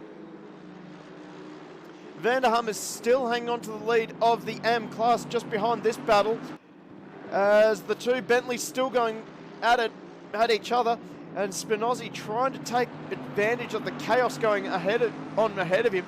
Munro runs a little bit wide. This will give Spinozzi a chance going into turn number 4. He can't quite get it done. He's got his teammate Matt Cotter just behind him. Oh, Munro runs it a little bit wide. So Munro's going to be vulnerable. He goes defensive for the chicane. Makes Spinozzi go the long way round. Spinozzi now just loses a little bit of ground as they come out of the chicane. Vanderham, he's had a great stage. He's got a little bit of a gap to Aaron Thomas as they make their way to chicane number 2. But Vanderham, he's just starting to get a little bit held up by the pro battle ahead of him. But geez, once again, on these opening few laps, we really have a huge difference between our front 3 of Andy O'Hara, Stefano Rashidi and Keen Lucas. So we have just started to skip away from the rest of the field, and we've now got a bit of a sensation of, well, 2 or 3 battle groups forming in this race. So Rashidi, in these early stages, he's able to go with O'Hara. Can he take the battle to Andy O'Hara tonight? O'Hara's in outstanding form. O'Hara just grabs a little bit too much of that curve at turn number 2. Gets a little bit sideways. That'll give Rashidi a bit of a chance to close the gap even further.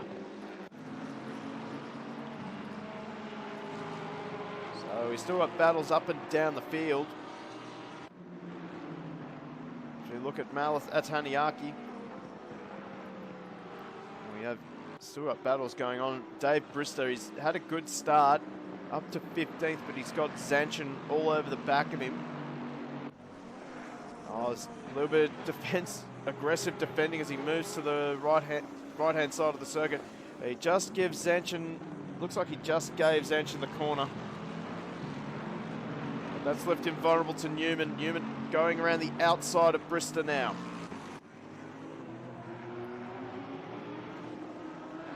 And Bristow cuts across the nose of Newman, not leaving that door open for Newman.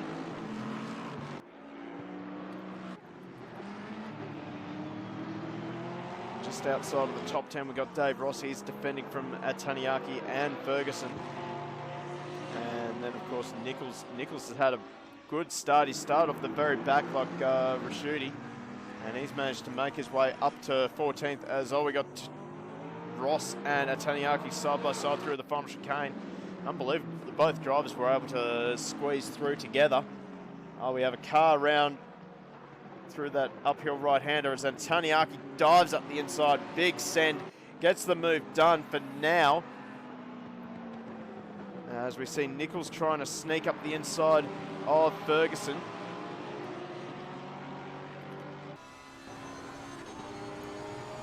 Jump on board now with Lockie Nichols. So now they're actually all over the back of Aaron Thomas. So Thomas has had a bin somewhere, I think, as he's fallen right into the clutches of this battle at the bottom of the top 10. Just see ahead the black McLaren. Oh, Nichols almost lost it through the chicane. So Taniaki is going to be on the attack now with Aaron Thomas.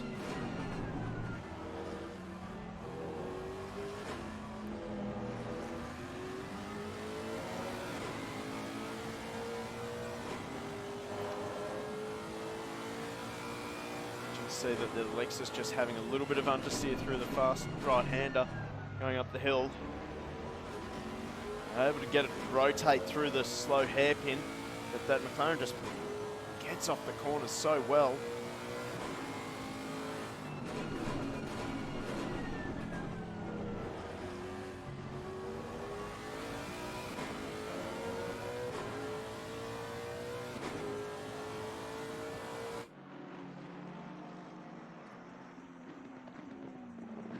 Right now, Thomas, he's trying to defend from Taniaki. Now, Taniaki and Thomas are just starting to gap the drivers behind. So they're just sort of bickering away a little bit. Ross, what's happened to Ferguson? So Ferguson has fallen right out of that battle for 12th position. He's actually fallen behind Zanchin and could be under threat from Brister in a few moments. As all the way at the back here, my pick for the AM class was Terry Darwin, and well, he's all the way down in 20th. We'll have to have I'm going to have a quick replay to find out what happened to him, because certainly he was up there at the bottom of the top 10 at the start of the race, and well, something has happened to him.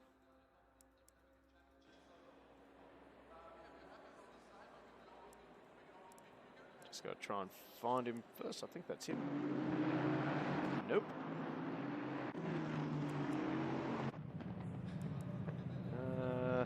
There he is. So we'll try and find out what happened to him. So he's fallen. He had a pretty good start. So, oh, he's gotten into the back of Bell by the looks of things. Unfortunately, that's just the concertina effect from turn number 1. Oh, another punt there, so Taniaki got a little bit of a helping hand by one of the Sky WEC Astons. So, right now sitting in a good position. We're coming up to the chicane of death now. I think this is where everything kicks off. So yeah, he just gets stuck into the back of the black and red Lexus, and well, looks like he's just trying to readdress it, but well, a bit difficult to readdress something when the other driver's trying to still recover. Let's check up on our battle for the lead. So O'Hara still hasn't shaken off the attention of Raschuti and Lucas. So this battle is still well and truly on. We're almost 10 minutes into the race. So this is absolutely brilliant to see. So these three, once again, they have just gapped the rest of the field. Right now for O'Hara, it's just keep hitting those apexes, keep hitting the braking markers, pick up the throttle at the same point, keep the car straight.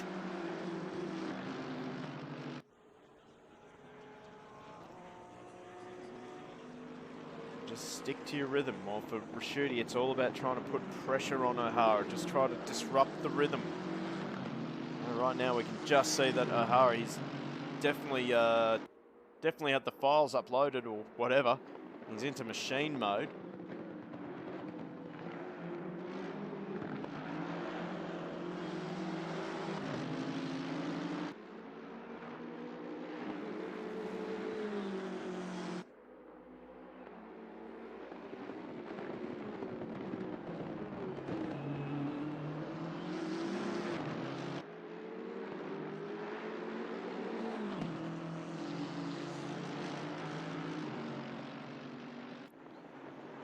So Zahara makes his way through the final chicane one more time. He's just starting to edge away a little bit now on Rashudi. Both Rashudi and O'Hara are just starting to skip away a little bit from Keen Lucas. So just see that 29.05 from O'Hara versus a 29.4 for Rashudi and a 29.6. So really O'Hara's just starting to twist the thumb screws a little bit more. So I dare say that perhaps O'Hara is just starting to wind up and is just starting to get ready to disappear into the distance. We have got cars around at turn number 2, and that's James Vanderham and someone else, Tim Davies perhaps. Not really sure what's happened. So we'll have a quick replay. I just saw it on the map. 2 cars bringing out the yellow at turn number 2. So we'll have a quick replay and find out what has happened.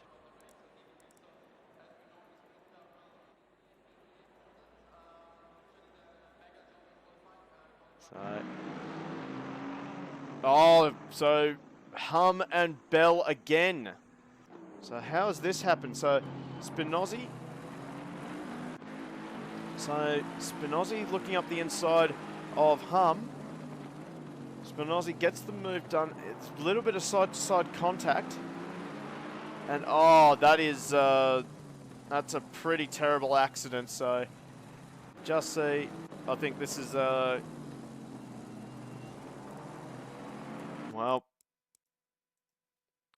I think the steward's going to be a little bit busy with this one for sure.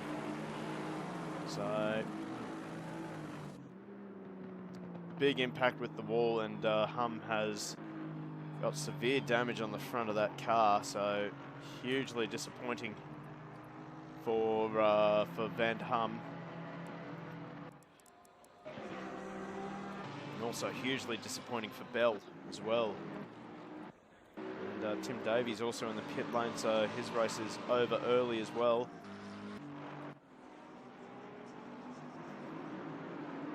Oh, what has happened to Spinozzi? He's dropped right off the back. I think maybe he just lost time with that contact with Vanderham.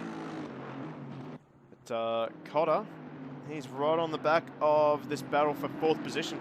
Chris Munro, while we were distracted, he's actually managed to make the move stick on Susanna. And we can just see that he's just starting to skip away ever so slightly. So Cotter, he'll be looking up the inside. The torpedo. Thought about it, but he pulled out of it. Right now the Bentley, it's got some great torque and some great top end speed. The Aston struggles on acceleration just because of the turbo lag, but it certainly gets up and goes once it winds up. And oh, Susanna runs wide. That will give Cotter a chance. Cotter's on the wrong side of the track for turn number 1. Cotter goes for the switchback. Absolute textbook stuff from Matt Cotter. Forced Susanna to take a tighter line, and when Susanna ran a little bit too hot, Cotter just rotated the Aston and snuck up under the inside of the Bentley and takes back that 5th position. So Matt Cotter, the man on the move at the moment. Whether he can close the gap to the next Bentley ahead of him, of Chris Munro, it'll be quite an amazing thing to see. Just starting to see the gap between the top 3. It's just starting to spread out. So that race is almost over, I think. As Connor Bell, I wonder how much damage he has on this Ferrari. Whoa. So saw him in the wars with Vanderham. Looks like he got away with only a slight bit of damage. There'd be some light damage on the rear, maybe the front perhaps. Shouldn't affect him too much, so should be able to dive into pit lane, get that repaired, and keep going with his race. But right now he's coming under he's got a bit of attention being given to him by Zanchin. He's they're all trying to chase down Aaron Thomas up ahead in the 720 McLaren.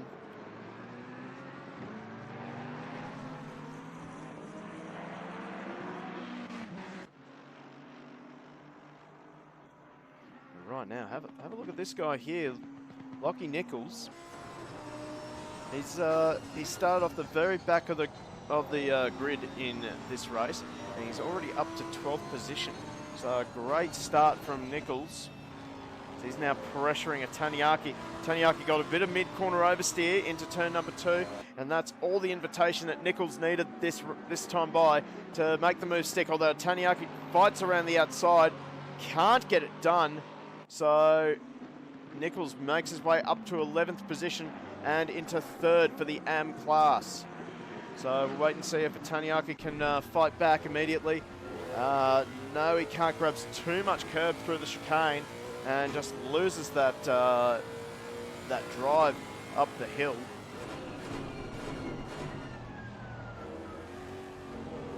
Oh, we have another battle going on up here. So Poole, he's up against Terry Darwin at the moment. Darwin trying to recover. He's certainly got the pace on the Honda.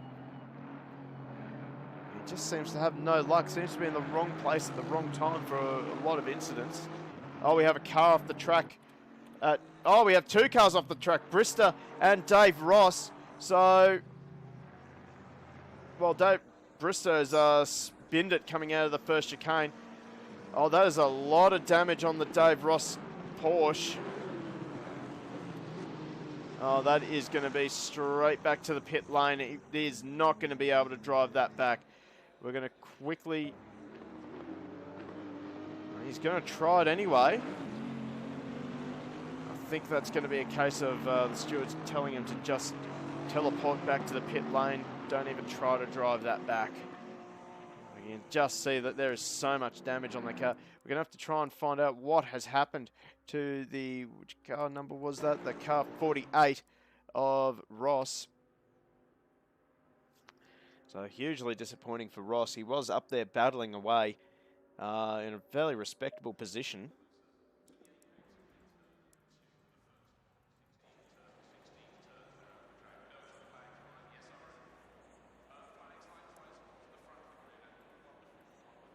Come on, there he is. So what has happened here? So he's up in front of Poole. Going through turn number 4. Oh, he's dropped it off the track. Just kept it under control. Does he get a bit of contact? Oh, he gets a hip and shoulder. Oh, straight into the fence. Big impact there. So I have a feeling, once again, our stewards, oh, that is... Oh, geez, I'd hate to be a steward trying to call that one. So, oh, geez, I don't know. That is... We'll find out what happened to Dave Brister as well in the number 12 Bentley. So he's just come through the... Oh, my goodness, he almost collected Ross's Porsche, and yeah, he's just absolutely dropped it through the chicane of death. So you can see Dave Ross, he has actually managed to make it back to the pit lane. But oh boy, that car has seen some better days, that's for sure. And oh, he's only he's just making it worse at the moment. He'll be one very frustrated man behind that steering wheel. He's dropped a lap now to, well, he's dropped 2 or 3 laps now to O'Hara and the rest of the field. But he's definitely not giving up by the looks of things, so well done to Ross. Shout out to Ross.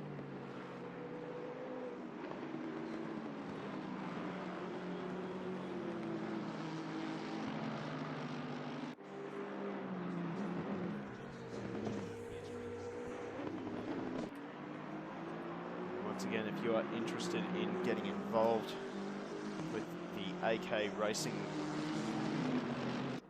or AK Gaming GT GT Sprint and Endurance Championships. Make sure you check out their Discord right here. They've also got other leagues running on the original Assetto Corsa. And if you really like Assetto Corsa racing, check out the Go Race Promotion SimSports Discord.